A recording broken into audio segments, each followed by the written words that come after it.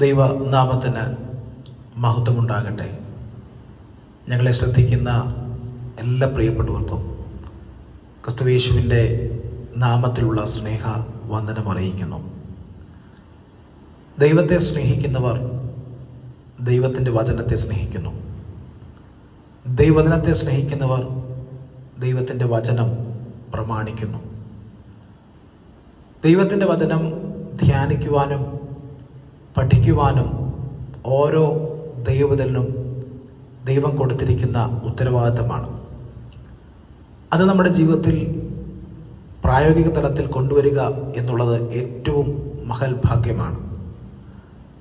അങ്ങനെയെങ്കിൽ തിരുവചനത്തിൻ്റെ ഓരോ ഭാഗങ്ങളും ഓരോ വാക്യങ്ങളും ഹൃദയസ്ഥമാക്കുക എന്ന് പറയുന്നത് ഏറ്റവും സന്തോഷകരവും ഏറ്റവും അഭിമാനകരവുമായ ഒരു സാഹചര്യമാണ്, ഒരു അവസരമാണ്. പ്രിയ സഹോദരി ജെസ്സി റോയ്, കർത്താവ് കഴിഞ്ഞ നാളുകളിൽ സങ്കീർത്തനങ്ങൾ മുഴുവനായി മനഃപ്പാഠമായി പറയുവാൻ കർത്താവ് സഹായിച്ചു. എന്നാൽ ഇപ്പോൾ മാർക്കോസ് സുവിശേഷത്തിൽ നിന്ന് മുഴുവനായി ഹൃദയസ്ഥമാക്കി നിങ്ങളുടെ മുമ്പിൽ മനഃപ്പാഠമായി പറയുവാനായിട്ട് താല്പര്യപ്പെടുന്നു. പ്രിയ സഹോദരി IPC ഗ്രേസ് ടാബർനാക്കിൾ തിരുവനന്തപുരം സഭാംഗമാണ്. ഞങ്ങളുടെ സഭയ്ക്ക് ഒരു അഭിമാനമാണ്. തുടർന്ന് മാർക്കോസ് സുവിശേഷം എന്ന് പറയുവാനായിട്ട് ഞങ്ങൾ താല്പര്യപ്പെടുന്നു. പ്രിയ സഹോദരിയെ കർത്താവ് അതിനായിട്ട് സഹായിക്കുമാറാകട്ടെ. Praise the lord. മാർക്കോസ് എഴുതിയ സുവിശേഷം പറയുവാൻ താല്പര്യപ്പെടുന്നു. ദൈവപുത്രനായ യേശുക്രിസ്തുവിന്റെ സുവിശേഷത്തിന്റെ ആരംഭം. ഞാൻ നിനക്ക് മുമ്പായി എൻ്റെ ദൂതനെ അയക്കുന്നു, അവൻ നിന്റെ വഴി ഒരുക്കും, കർത്താവിൻ്റെ വഴി ഒരുക്കുവിൻ, എൻ്റെ പാത നിരപ്പാക്കുവിൻ എന്ന് മരുഭൂമിയിൽ വിളിച്ചു പറയുന്നതിൻ്റെ വാക്ക് എന്ന് യെശയ്യാപ്രവാചകന്റെ പുസ്തകത്തിൽ എഴുതിയിരിക്കുന്ന പോലെ യോഹന്നാൻ വന്നു, മരുഭൂമിയിൽ സ്നാനം കഴിപ്പിച്ചും പാപമോചനത്തിനുള്ള മാനസാന്തര സ്നാനം പ്രസംഗിച്ചും കൊണ്ടിരുന്നു. അവൻ്റെ അടുക്കൽ യഹൂദ്യദേശമൊക്കെയും യെരുശലേമിൽ എല്ലാവരും വന്ന് തങ്ങളുടെ പാപങ്ങൾ ഏറ്റുപറഞ്ഞ് യോർദാൻ നദിയിൽ അവനാൽ സ്നാനം കഴിഞ്ഞു. യോഹന്നാനും ഒട്ടകരോമങ്ങളുടെ ഉടുപ്പും അരയിൽ തോൽവാരം ധരിച്ചും വെട്ടുകളെയും കാട്ടുന്നതിനെ ഉപജീവിച്ചും പോന്നു. എന്നിലും ബലമേറിയവൻ എൻ്റെ പിന്നാലെ വരുന്നു, അവൻ്റെ ചെരുപ്പിൻ്റെ വാറ് കുനിഞ്ഞഴിപ്പാൻ ഞാൻ യോഗ്യനല്ല. ഞാൻ നിങ്ങളെ വെള്ളത്തിൽ സ്നാനം കഴിപ്പിക്കുന്നു, അവൻ നിങ്ങളെ പരിശുദ്ധാത്മാവിൽ സ്നാനം കഴിപ്പിക്കുമെന്ന് പ്രസംഗിച്ച് പറഞ്ഞു. ആ കാലത്ത് യേശു ഗലീലിലെ നസറത്തിൽ നിന്ന് വന്ന് യോഹന്നാനാൽ യോർദാൻ നദിയിൽ സ്നാനം കഴിഞ്ഞു. വെള്ളത്തിൽ നിന്ന് കയറി ഉടനെ ആകാശം പിളരുന്നതും ആത്മാവ് പ്രാവ് പോലെ തൻ്റെ മേൽ വരുന്നതും കണ്ടു. നീ എൻ്റെ പ്രിയപുത്രൻ, നിന്നെ ഞാൻ പ്രസാദിച്ചിരിക്കുന്നത് സ്വർഗത്തിൽ നിന്നൊരു ശബ്ദവും ഉണ്ടായി. അനന്തരം ആത്മാവ് അവനെ മരുഭൂമിയിലേക്ക് പോകാൻ നിർബന്ധിച്ചു. അവിടെ അവൻ സാത്താനാൽ പരീക്ഷിക്കപ്പെട്ട് 40 ദിവസം മരുഭൂമിയിൽ കാട്ടുമൃഗങ്ങളോട് കൂടെയായിരുന്നു. ദൂതന്മാർ അവനെ ശുശ്രൂഷിച്ചു പോന്നു. എന്നാൽ യോഹന്നാൻ തടവിലായ ശേഷം യേശു ഗലീലയിൽ ചെന്നു ദൈവരാജ്യത്തിന്റെ സുവിശേഷം പ്രസംഗിച്ചു. കാലം തികഞ്ഞു, ദൈവരാജ്യം സമീപിച്ചിരിക്കുന്നു, മാനസാന്തരപ്പെട്ട സുവിശേഷത്തിൽ വിശ്വസിപ്പീൻ എന്ന് പറഞ്ഞു. അവൻ ഗലീല കടൽപ്പുറത്ത് നടക്കുമ്പോൾ ശീമോനും അവൻ്റെ സഹോദരനായ അന്ത്രയോസും കടലിൽ വല വീശുന്നത് കണ്ടു. അവർ മീൻ പിടിക്കുന്നവരായിരുന്നു. യേശു അവരോട്, എന്നെ അനുഗമിപ്പിൻ, ഞാൻ നിങ്ങളെ മനുഷ്യരെ പിടിക്കുന്നവരാക്കുമെന്ന് പറഞ്ഞു. ഉടനെ അവർ വലവിട്ട് അവനെ അനുഗമിച്ചു. അവിടെ നിന്ന് അല്പം മുൻപോട്ട് ചെന്നപ്പോൾ സെബദിയുടെ മകനായ യാക്കോബും അവൻ്റെ സഹോദരനായ യോഹന്നാനും പടകിലിരുന്ന് വല നന്നാക്കുന്നത് കണ്ടു. ഉടനെ അവരെയും വിളിച്ചു. അവർ അപ്പനായ സെബദിയെ കൂലിക്കാരോടുകൂടെ പടകിൽ വിട്ട് അവനെ അനുഗമിച്ചു. അവർ കവർന്നകുമ്പിലേക്ക് പോയി ശബ്ബത്തിൽ അവൻ പള്ളിയിൽ ചെന്ന് ഉപദേശിച്ചു. അവൻ്റെ ഉപദേശത്തെങ്കിൽ അവർ വിസ്മയിച്ചു. അവൻ്റെ ശാസ്ത്രിമാരെ പോലെയല്ല, അധികാരമുള്ളവനായിട്ട് അത്രയും അവരെ ഉപദേശിച്ചത്. അവൻ്റെ പള്ളിയിൽ അശുദ്ധാത്മാവുള്ളൊരു മനുഷ്യനുണ്ടായിരുന്നു. അവൻ നിലവിളിച്ചു, നസ്രായനായ യേശുവേ, ഞങ്ങൾക്ക് നിനക്കും തമ്മിൽ എന്താ? ഞങ്ങളെ നശിപ്പിപ്പാൻ വന്നുവോ? നീ ആരെന്ന് ഞാൻ അറിയുന്നു, ദൈവത്തിൻ്റെ പരിശുദ്ധൻ തന്നെ എന്ന് പറഞ്ഞു. യേശു അതിനെ ശാസിച്ച്, മിണ്ടരുത്, അതിനെ വിട്ടുപോ എന്ന് പറഞ്ഞു. അപ്പോൾ അശുദ്ധാത്മാവ് അവനെ ഇഴച്ചു ഉറക്കെ നിലവിളിച്ച് അവനെ വിട്ടുപോയി. എല്ലാവരും ആശ്ചര്യപ്പെട്ട്, ഇതെന്തോ ഒരു പുതിയ ഉപദേശം, അവൻ അധികാരത്തോടെ അശുദ്ധാത്മാക്കളോടും കൽപ്പിക്കുന്നു, അവ അവനെ അനുസരിക്കുകയും ചെയ്യുന്നു എന്ന് പറഞ്ഞ് തമ്മിൽ വാദിച്ചുകൊണ്ടിരുന്നു. അവൻ്റെ ശ്രുതി വേഗത്തിൽ ഗലീല നാടെങ്ങും പരന്നു. അനന്തരം അവർ പള്ളിയിൽ നിന്നിറങ്ങി യാക്കോബും യോഹന്നാനുമായി ശീമോന്റെയും അന്ത്രയോസിന്റെയും വീട്ടിൽ വന്നു. അവിടെ ശീമോന്റെ അമ്മാവിയമ്മ പനി പിടിച്ച് കിടന്നിരുന്നു. അവർ അവളെക്കുറിച്ച് അവനോട് പറഞ്ഞു. അവൻ അടുത്ത് ചെന്ന് അവളെ കൈക്ക് പിടിച്ച് എഴുന്നേൽപ്പിച്ചു. പനി അവളെ വിട്ടുമാറി. അവൾ എഴുന്നേറ്റ് അവരെ ശുശ്രൂഷിച്ചു. വൈകുന്നേരം സൂര്യൻ അസ്തമിച്ച ശേഷം അവർ സകലവിധ ദീനക്കാരെയും ഭൂതഗ്രസ്തരെയും അവൻ്റെ അടുക്കൽ കൊണ്ടുവന്നു.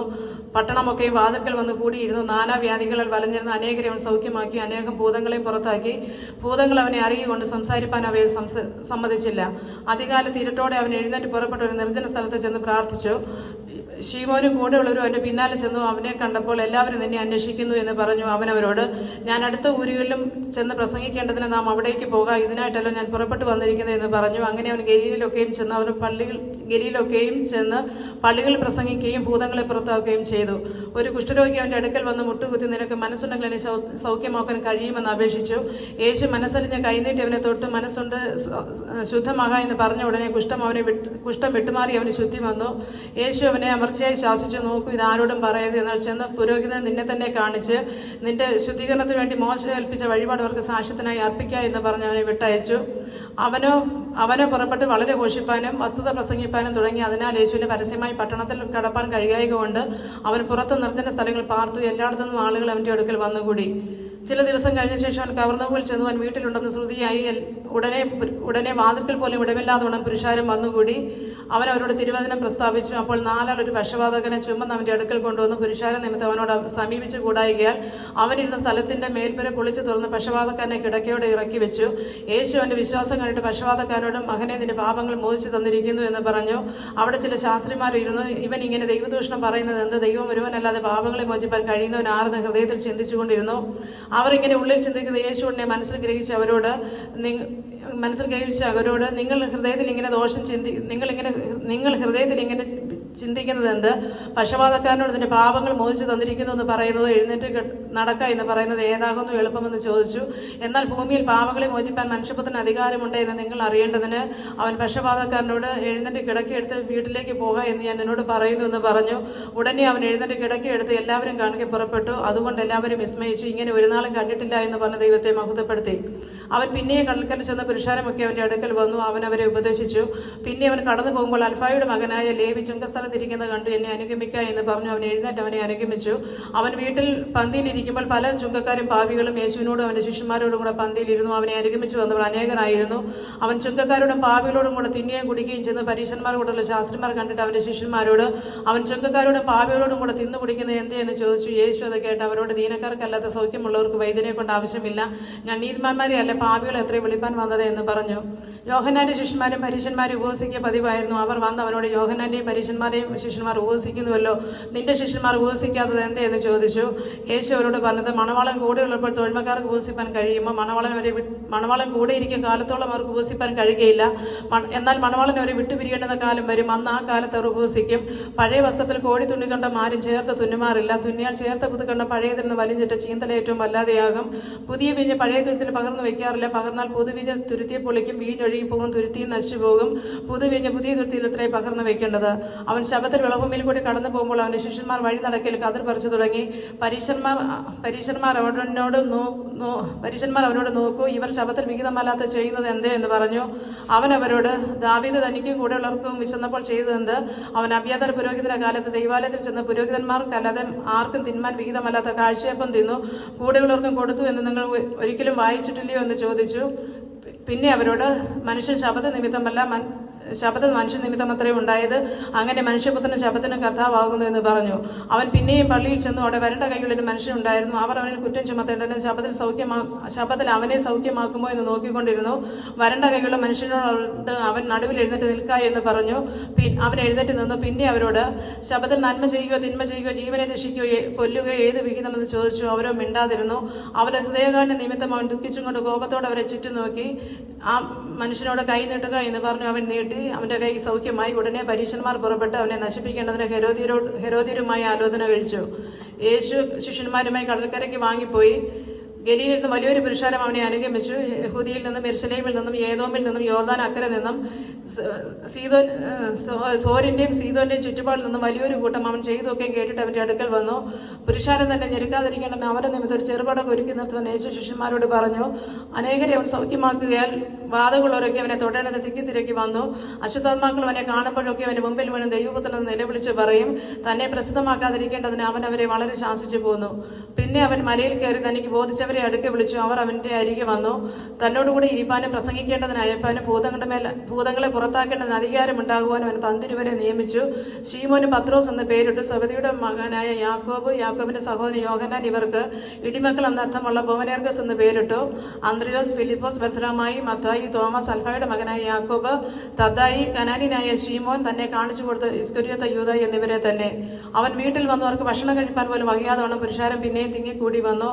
അവൻ്റെ ചാർച്ചക്കാർ അത് കേട്ട് ഇവന് ബുദ്ധിഭ്രമമുണ്ട് എന്ന് പറഞ്ഞ് അവനെ പിടിപ്പാൻ വന്നു. യെരുശലേമിൽ വന്ന വന്ന ശാസ്ത്രിമാരും അവന് ബേൽസബൂലുണ്ട്, ഭൂതങ്ങളുടെ തലവനെ കൊണ്ട് അവൻ ഭൂതങ്ങളെ പുറത്താക്കുന്നു എന്ന് പറഞ്ഞു. അവനത് കേട്ട് അവരെ അടുക്കെ വിളിച്ച് ഉപമകളാൽ അവരോട് പറഞ്ഞത്, സാത്താനെ എങ്ങനെ പുറത്താക്കുവാൻ കഴിയും? ഒരു രാജ്യം തന്നെ ചിതറിച്ചുവെങ്കിൽ രാജ്യത്തിന് നിലനിൽപ്പാൻ കഴിയുകയില്ല. ഒരു വീട് തന്നെ ചിതറിച്ചുവെങ്കിൽ ആ വീടിന് നിലനിൽപ്പാൻ കഴിയുകയില്ല. സാത്താനെ തന്നോട് തന്നെ എതിർത്ത് ചിതറിച്ചുവെങ്കിൽ അവന് നിലനിൽപ്പാൻ കഴിവില്ല. അവൻ്റെ അവസാനം വന്നു. ബലവാനെ പിടിച്ചു കെട്ടിയിട്ടല്ലാതെ അവൻ്റെ വീട്ടിൽ കടന്ന ഒരു കോപ്പ് കവർന്നു കൊള്ളുവാൻ ആർക്കും കഴിയുകയില്ല. പിടിച്ചു കെട്ടിയാൽ പിന്നെ അവൻ്റെ വീട് കവർച്ച ചെയ്യാൻ മനുഷ്യരോട് സകല പാപങ്ങളും അവർ ദുഷിച്ച് പറയുന്ന സകല ദൂഷണങ്ങളും ക്ഷമിക്കും. പരിശുദ്ധാത്മാവിന് നേരെ ദൂഷണം പറയുന്നവന് ഒരു നാളും ക്ഷമ കിട്ടാതെ നിത്യശിക്ഷാവിധിക്ക് യോഗ്യനാകുമെന്ന് ഞാൻ സത്യമായിട്ട് നിങ്ങളോട് പറയുന്നു. അവനൊരു അശുദ്ധാത്മാവുണ്ട് എന്നവർ പറഞ്ഞിരുന്നു. അനന്തരം അവൻ്റെ അമ്മയും സഹോദരന്മാരും വന്ന് പുറത്തുനിന്ന് അവനെ വിളിപ്പാൻ ആളയച്ചു.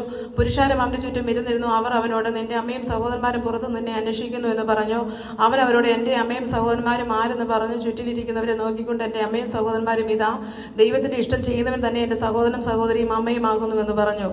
അവൻ പിന്നെയും കടൽക്കര വെച്ച് ഉപദേശിപ്പാൻ തുടങ്ങി. അപ്പോൾ ഏറ്റവും വലിയ പുരുഷാരം അവൻ്റെ അടുക്കൽ വന്നുകൂടുകൊണ്ട് പടകിൽ കയറി. കടലിലിരുന്ന് പുരുഷാരമൊക്കെ കടലരികെ കരയിലായിരുന്നു.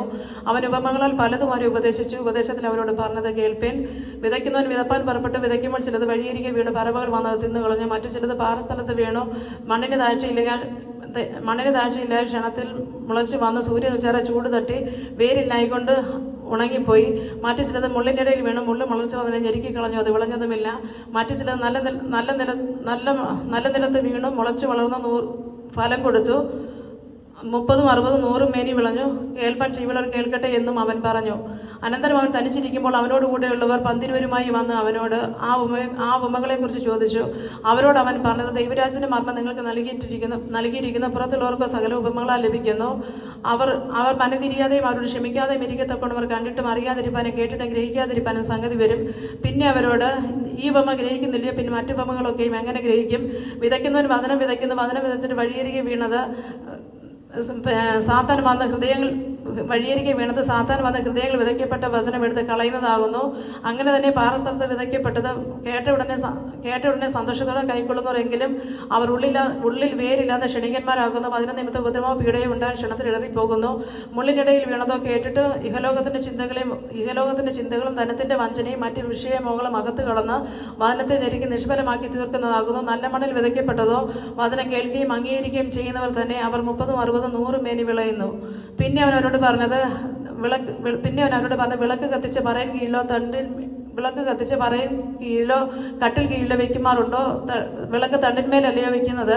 വെളിപ്പെടുവാനുള്ളതല്ലാതെ ഗൂഢമായതൊന്നുമില്ല, വിളിച്ചത് വരാതെ മറവായതൊന്നുമില്ല. കേൾപ്പാൻ ചെവിയുള്ളവൻ കേൾക്കട്ടെ. നിങ്ങൾ കേൾക്കുന്നത് എന്ത് എന്ന് സൂക്ഷിച്ചു കൊള്ളുവിൻ. നിങ്ങൾ അളക്കുന്ന അളവിനാൽ നിങ്ങൾക്ക് അളന്ന് കിട്ടും, അധികമായും കിട്ടും. ഉള്ളവന് കൊടുക്കും, ഇല്ലാത്തവനോട് ഉള്ളതും കൂടെ എടുത്തു കളയുമെന്നും അവൻ അവരോട് പറഞ്ഞു. പിന്നെ അവൻ പറഞ്ഞത്, ദൈവരാജ്യം ഒരു മനുഷ്യൻ മണ്ണിൽ വിത്തെറിഞ്ഞ ശേഷം രാവും പകലും ഉറങ്ങി എഴുന്നേറ്റ് ഇരിക്കുകയും അവൻ അറിയാതെ വിത്ത് മുളച്ചു വരുന്നത് പോലെ ആകുന്നു. ഭൂമി സ്വയമായി മുമ്പേ ഞാറും പിന്നെ കതിരും നിറഞ്ഞ മടിയും ഇങ്ങനെ വിളയുന്നു. ധാന്യം വിളയുമ്പോൾ കൊയ്ത്താകൊണ്ട് അവൻ ഉടനെ അരിവാൾ വയ്ക്കുന്നു. പിന്നെ അവൻ പറഞ്ഞ, ദൈവരാജ്യത്തെ ഏതിനോട് ഉപയോഗിക്കേണ്ടു, ഏത് ഉപമകളാൽ അതിനെ വർണ്ണിക്കേണ്ടത്? കടുമണിയോട് സദൃശം. അത് മണ്ണിൽ വിതയ്ക്കുമ്പോൾ എല്ലാ വിത്തിലും ചെറിയത് എങ്കിലും വിതച്ച ശേഷം വളർന്ന സസ്യങ്ങൾ വലുതായി തീർന്ന് ആകാശത്തിലെ പക്ഷികൾ എന്നെ നിഴലിൽ വസിപ്പാൻ തക്കവണ്ണം വലുതായ കൊമ്പുകളെ വിടുന്നു. അവൻ ഇങ്ങനെ പല ഉപമകളും അവർക്ക് കേൾപ്പാൻ കഴിയും പോലെ അവരോട് വചനം പറഞ്ഞു പോകുന്നു. ഉപമ കൂടാതെ അവരോടൊന്നും പറഞ്ഞതുമില്ല. തനിച്ചിരിക്കുമ്പോൾ അവൻ ശിഷ്യന്മാരോട് സകലതും വ്യാഖ്യാനിക്കും. അന്ന് സന്ധ്യയായപ്പോൾ നാം അക്കരയ്ക്ക് പോകാം എന്ന് അവൻ അവരോട് പറഞ്ഞു. അവർ പുരുഷാരത്തെ വിട്ട് താൻ പടകിൽ ഇരുന്ന പാടെ അവനെ കൊണ്ടുപോയി. മറ്റു ചെറുപടകുകളും കൂടെ ഉണ്ടായിരുന്നു. അപ്പോൾ വലിയ ചുഴലിക്കാറ്റുണ്ടായി. പടകിൽ തിര തള്ളി കയറുക കൊണ്ടത് മുങ്ങമാറായി. അവൻ അവരത്തെ തലയണ വെച്ച് ഉറങ്ങുകയായിരുന്നു. അവർ അവനെ ഉണർത്തി, ഗുരു, ഞങ്ങൾ നശിച്ചു പോകുന്നതിൽ നിനക്ക് വിചാരമില്ലോ എന്ന് പറഞ്ഞു. അവൻ എഴുന്നേറ്റ് കാറ്റിനെ ശാസിച്ചു, കടലിനോട് അനങ്ങാതിരിക്കുക, അടങ്ങുക എന്ന് പറഞ്ഞപ്പോൾ കാറ്റമർന്ന് വലിയ ശാന്തത ഉണ്ടായി. അവൻ അവരോട്, ഇങ്ങനെ നിങ്ങൾ ഭീരുക്കളാകുവാൻ എന്ത്? ഇപ്പോഴും നിങ്ങൾക്ക് വിശ്വാസമില്ലോ എന്ന് പറഞ്ഞു. അവർ വളരെ ഭയപ്പെട്ടു. കാറ്റും കടലും കൂടെ ഇവനെ അനുസരിക്കുന്നല്ലോ, ഇവൻ ആരെന്ന് തമ്മിൽ പറഞ്ഞു. അവർ കടലിന്റെ അക്കരെ എത്തി പടകിൽ നിറങ്ങിയ ഉടനെ അശുദ്ധാത്മാവുള്ള ഒരു മനുഷ്യൻ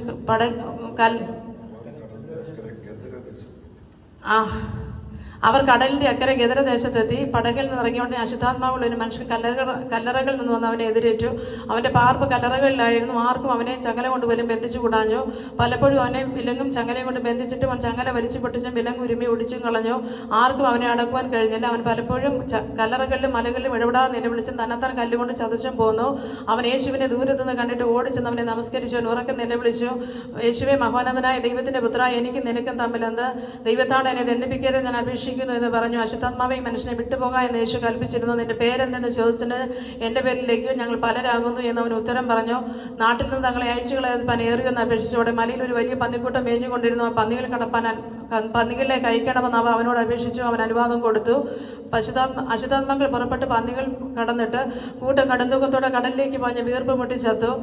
പന്നികളെ മേയ്ക്കുന്നവർ ഓടി പട്ടണത്തിലും നാട്ടിലും അറിയിച്ചു.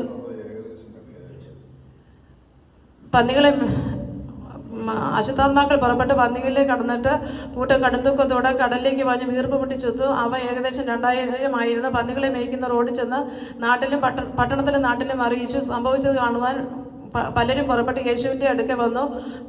ലഗ്യോൻ ഉണ്ടായിരുന്ന ഭൂതഗ്രസ്തൻ വസ്ത്രം ധരിച്ച് സുബോധം കൊണ്ടും ഇരിക്കുന്നത് കണ്ടിട്ട് ഭയപ്പെട്ടു. കണ്ടവർ ഭൂതഗ്രസ്തന് സംഭവിച്ചതും പന്നികളുടെ വസ്തുതയും അവരോട് അറിയിച്ചു. അപ്പോൾ അവർ അവനോട് തങ്ങളുടെ അത് വിട്ട് പോകണമെന്ന് അപേക്ഷിച്ചു തുടങ്ങി. അവൻ പട കയറുമ്പോൾ ഭൂതഗ്രസ്തനായിരുന്നു. താനും കൂടെ പോരട്ടെ എന്ന് അവനോട് അപേക്ഷിച്ചു. യേശു അവനെ അനുവദിക്കാതെ നിന്റെ വീട്ടിൽ നിനക്കുള്ളവരുടെ അടുക്കൽ ചെന്നു. കർത്താവ് നിനക്ക് ചെയ്തൊക്കെയും നിന്നോട് അറിയിച്ചതും അവരോട് പ്രസ്താവിക്കുക എന്ന് അവനോട് പറഞ്ഞു. അവൻ പോയി യേശു തനിക്ക് ചെയ്തൊക്കെയും തെക്കപ്പള്ളി നാട്ടിൽ ഘോഷിച്ചു തുടങ്ങി. എല്ലാവരും ആശ്ചര്യപ്പെടുകയും ചെയ്തു. യേശു വീണ്ടും പടകിൽ കയറി ഇക്കരെ കടന്നു. കടലരികെ ഇരിക്കുമ്പോൾ വലിയ പുരുഷാരം അവൻ്റെ അടുക്കൽ വന്നുകൂടി. പള്ളിപ്രമാണിയായ യായിറോസ് എന്ന പേരുള്ള ഒരുത്തൻ വന്ന് അവനെ കണ്ട് കാൽക്കൽ വീണ്, എൻ്റെ കുഞ്ഞുമകൾ അത്യാസനത്തിൽ ഇരിക്കുന്നു, അവൾ രക്ഷപ്പെട്ട് ജീവിക്കേണ്ടതിന് നീ വന്ന് അവളുടെ മേൽ കൈവയ്ക്കണമെന്ന് വളരെ അപേക്ഷിച്ചു. അവൻ അവരോടുകൂടെ പോയി. വലിയ പുരുഷാരം പിൻചെന്ന് അവനെ തിങ്ങിക്കൊണ്ടിരുന്നു. 12 സംവത്സരമായി രക്തസ്രവമുള്ളവളായി പല വൈദ്യന്മാരാലും ഏറിയൊന്ന് സഹിച്ച് തനിക്കുള്ളതൊക്കെയും ചെലവഴിച്ചിട്ടും ഒട്ടും ഭേദം വരാതെ ഏറ്റവും പരവശയായിരുന്ന ഒരു സ്ത്രീ യേശുവിൻ്റെ വർത്തമാനം കേട്ടു. എൻ്റെ വസ്ത്രമെങ്കിലും തൊട്ടാൽ താൻ രക്ഷപ്പെടുമെന്ന് പറഞ്ഞ് പുരുഷാരത്തിൽ കൂടി പുറകിൽ വന്ന് അവൻ്റെ വസ്ത്രം തൊട്ടു. ക്ഷണത്തിൽ അവളുടെ രക്തസ്രവം നിന്ന് ബാധ മാറി താൻ സ്വസ്ഥയായി എന്ന് ശരീരത്തിൽ അറിഞ്ഞു. യേശു ഉടനെ പുരുഷാരത്തിൽ തിരിഞ്ഞ് എൻ്റെ വസ്ത്രം തൊട്ടത് ആരെന്ന് ചോദിച്ചു. ശിഷ്യന്മാർ അവനോട് പുരുഷാരൻ നിന്നെ തിക്കുന്നത് കണ്ടിട്ടും എന്നെ തൊട്ടത് ആരെന്ന് ചോദിക്കുന്നുവോ എന്ന് പറഞ്ഞു. അവനും അത് ചെയ്തവളെ കാണുവാൻ ചുറ്റും നോക്കി. സ്ത്രീ തനിക്ക് സംഭവിച്ചത് അറിഞ്ഞിട്ട് ഭയപ്പെട്ട് വിറച്ചും കൊണ്ട് വന്ന് അവൻ്റെ മുമ്പിൽ വീണ് വസ്തുത വയ്ക്കുകയും അവനോട് പറഞ്ഞു. അവൻ അവളോട് മകളെ നിന്റെ വിശ്വാസം നിന്നെ രക്ഷിച്ചിരിക്കുന്നു, സമാധാനത്തോടെ പോയി ബാധ ഒഴിഞ്ഞ് സ്വസ്ഥയായിരിക്കുക എന്ന് പറഞ്ഞു. ഇങ്ങനെ പറഞ്ഞുകൊണ്ടിരിക്കുമ്പോൾ പള്ളിപ്രമാണിയുടെ വീട്ടിൽ നിന്നും ആൾ വന്നു. നിന്റെ മകൾ മരിച്ചുപോയി, ഗുരുവിനെ ഇനി അസഹ്യപ്പെടുത്തുന്നത് എന്തിന് എന്ന് പറഞ്ഞു. യേശു വാക്ക് കാര്യമാക്കാതെ പള്ളിപ്രമാണിയോട് ഭയപ്പെടേണ്ട, വിശ്വസിക്കുക മാത്രം ചെയ്യുക എന്ന് പറഞ്ഞു. പത്രോസും യാക്കോബിൻ്റെ സഹോദരൻ യോഹന്നാനും അല്ലാതെ മറ്റാരും തന്നോട് കൂടെ ചെല്ലുവാൻ സമ്മതിച്ചില്ല. പള്ളിപ്രമാണിയുടെ വീട്ടിൽ വന്നാറെ ആരവാരത്തെയും കരഞ്ഞു വിലപിക്കുന്നവരെ കണ്ട് അകത്ത് കടന്ന് നിങ്ങളുടെ ആരവാരവും കരച്ചിലും എന്തിനും കുട്ടി മരിച്ചിട്ടില്ല, ഉറങ്ങുന്നത്ര എന്ന് പറഞ്ഞു. അവരും അവനെ പരിഹസിച്ചു. അവൻ എല്ലാവരെയും പുറത്താക്കി കുട്ടിയുടെ അപ്പനെയും അമ്മയും തന്നോട് കൂടെ വന്നവരെയും കൂട്ടിക്കൊണ്ട് കുട്ടി കിടക്കുന്ന ഇടത്ത് ചെന്ന് കുട്ടിയുടെ കൈക്ക് പിടിച്ച് ബാല എഴുന്നേൽക്കാൻ എന്ന് നിന്നോട് കൽപ്പിക്കുന്നു എന്ന അർത്ഥത്തോടെ തലീത കൂമി എന്ന് അവളോട് പറഞ്ഞു. ബാല ഉടനെ എഴുന്നേറ്റ് നടന്നു. അവൾക്ക് 12 വയസ്സായിരുന്നു.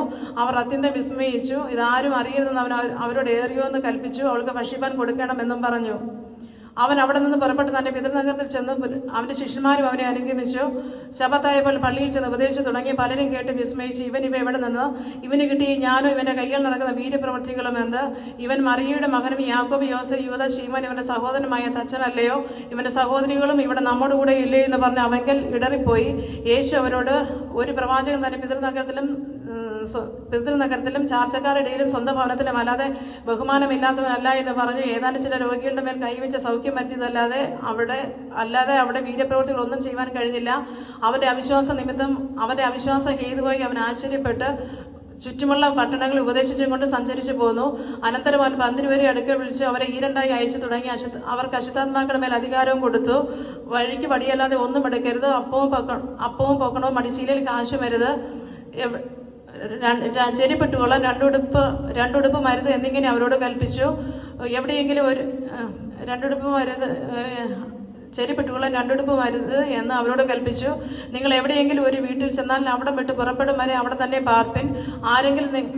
നിങ്ങൾ എവിടെയെങ്കിലും ഒരു വീട്ടിൽ ചെന്നാൽ അവിടം വിട്ട് പുറപ്പെടും വരെ അവിടെ തന്നെ പാർപ്പിൻ. ആരെങ്കിലും നിങ്ങളെ കൈക്കൊള്ളാതെയും നിങ്ങളുടെ വചനം കേൾക്കാതെയും എന്നാൽ അവിടം വിട്ടു പോകുമ്പോൾ നിങ്ങളുടെ കാലിലെ പൊടി അവർക്ക് സാക്ഷ്യത്തിനായി കുടഞ്ഞു കളവൻ എന്നും അവരോട് പറഞ്ഞു. അങ്ങനെ അവർ പുറപ്പെട്ട് മാനസാന്തരപ്പെടണമെന്ന് പ്രസംഗിച്ചു വളരെ ഭൂതങ്ങളെ പുറത്താക്കുകയും അനേകം രോഗികൾക്ക് എണ്ണ തേച്ച് സൗഖ്യം വരുത്തുകയും ചെയ്തു. ഇങ്ങനെ അവൻ്റെ പേർ പ്രസിദ്ധമായി വരികയാൽ ഹെരോദ രാജാവ് കേട്ടിട്ട് യോഹന്നാൻ സ്നാപകൻ മരിച്ചവൾ ഉയർത്തെഴുന്നേറ്റിരിക്കുന്നു, അതുകൊണ്ട് ഈ ശക്തിയിൽ വ്യാപരിക്കുന്നു എന്ന് പറഞ്ഞു. അവൻ ഏലിയാവാകുന്നു എന്ന് മറ്റു ചിലർ പറഞ്ഞു. അവൻ വേറെ ചിലർ അവൻ പ്രവാചകൻ ഒരുത്തനെ പോലെ ഒരു പ്രവാചകൻ എന്ന് പറഞ്ഞു. ഹെരോദാവ് അത് കേട്ടാൽ ഞാൻ തലവെട്ടിച്ച യോഹന്നാനാകുന്നു, അവൻ ഉയർത്തെഴുന്നേറ്റിരിക്കുന്നു എന്ന് പറഞ്ഞു. ഹെരോദാവ് തൻ്റെ സഹോദരനായി ഫിലിപ്പോസിന്റെ ഭാര്യ ഹെരോദിയെ പരിഗ്രഹിച്ചതുകൊണ്ട് അവൾ നിമിത്തം ആളെ അയച്ച് യോഹന്നാനെ പിടിച്ച് തടവിലാക്കിയിരുന്നു. സഹോദരന്റെ ഭാര്യയെ പരിഗ്രഹിക്കുന്നതിനൊക്കെ വിഹിതമല്ല എന്ന് യോഹന്നാൻ ഹെരോദാവോട് പറഞ്ഞിരുന്നു. ഹെരോദിയോ അവന്റെ നേരെ പകവെച്ച് കൊല്ലുവാൻ ഇച്ഛിച്ചു, സാധിച്ചില്ലതാനും. യോഹന്നാൻ നീതിയും വിശുദ്ധിയുമുള്ള മനുഷ്യനെന്ന് യോഹന്നാൻ നീതിയും വിശുദ്ധിയുമുള്ള പുരുഷനെന്ന് ഹെരോദാവ് അറിഞ്ഞിട്ട് അവനെ ഭയപ്പെടുകയും അവനെ കാത്തുകൊള്ളുകയും ചെയ്തു. അവന്റെ വചനം കേട്ടിട്ട് വളരെ കലങ്ങിയെങ്കിലും സന്തോഷത്തോടെ കേട്ടുപോന്നു. എന്നാൽ ഹെരോദാവ് തന്നെ ജനനോത്സവത്തിൽ മഹത്തുക്കൾക്കും സഹസ്രാധിപന്മാർക്കും ഗലീലയിലെ പ്രമാണികൾക്കും വിരുന്ന് കഴിച്ചപ്പോൾ ഒരു തരം വന്നു. ഹെരോദിയുടെ മകൾ അകത്ത് ചെന്ന് നൃത്തം ചെയ്ത് രാജാവിനെയും വിരുന്നുകാരെയും പ്രസാദിപ്പിച്ച സമയം മനസ്സുള്ളത് എന്തെങ്കിലും ചോദിച്ചു കൊള്ളുക, നിനക്ക് തരാമെന്ന് രാജാവ് ബാലയോട് പറഞ്ഞു. എന്ത് ചോദിച്ചാലും രാജ്യത്തിൽ പകുതിയോളമായാലും തരാമെന്ന് സത്യം ചെയ്തു. അവൾ പുറത്തിറങ്ങി അമ്മയോട് എന്ത് ചോദിക്കണമെന്ന് ചോദിച്ചതിന് യോഹന്നാൻ സ്നാപകന്റെ തല എന്ന് അവൾ പറഞ്ഞു. ഉടനെ അവൾ ബന്ധപ്പെട്ട് രാജാവിന്റെ അടുക്കൽ ചെന്ന് ഇപ്പോൾ തന്നെ യോഹന്നാൻ സ്നാപകന്റെ തല ഒരു തളികയിൽ തരണമെന്ന് പറഞ്ഞു.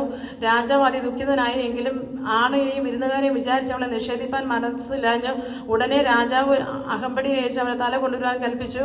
അവൻ പോയി തടവിൽ യോഹന്നാനെ ശിരച്ഛേദം ചെയ്ത് അവന്റെ തല തളികയിൽ കൊണ്ടുവന്ന് ബാലയ്ക്ക് കൊടുത്ത് ബാല അമ്മയ്ക്ക് കൊടുത്തു. അവന്റെ ശിഷ്യന്മാർ അത് കേട്ടിട്ട് വന്നു അവന്റെ ശവമെടുത്ത് ഒരു കല്ലറയിൽ വെച്ചു. പിന്നെ അപ്പോസ്തലന്മാർ യേശുവിന്റെ അടുക്കൽ വന്നുകൂടി അവർ തങ്ങൾ ചെയ്തതും ഉപദേശത്തും എല്ലാം അറിയിച്ചു. വരുന്നവരും പോകുന്നവരും വളരെ ആയിരുന്നതിനാൽ അവർക്ക് ഭക്ഷിപ്പാൻ പോലും സമയമില്ലായതുകൊണ്ട് അവൻ അവരോട്, നിങ്ങൾ ഒരു ഏകാന്ത സ്ഥലത്ത് വേറിട്ട് പോയി അല്പം ആശ്വസിച്ചു കൊള്ളുവീൻ എന്ന് പറഞ്ഞു.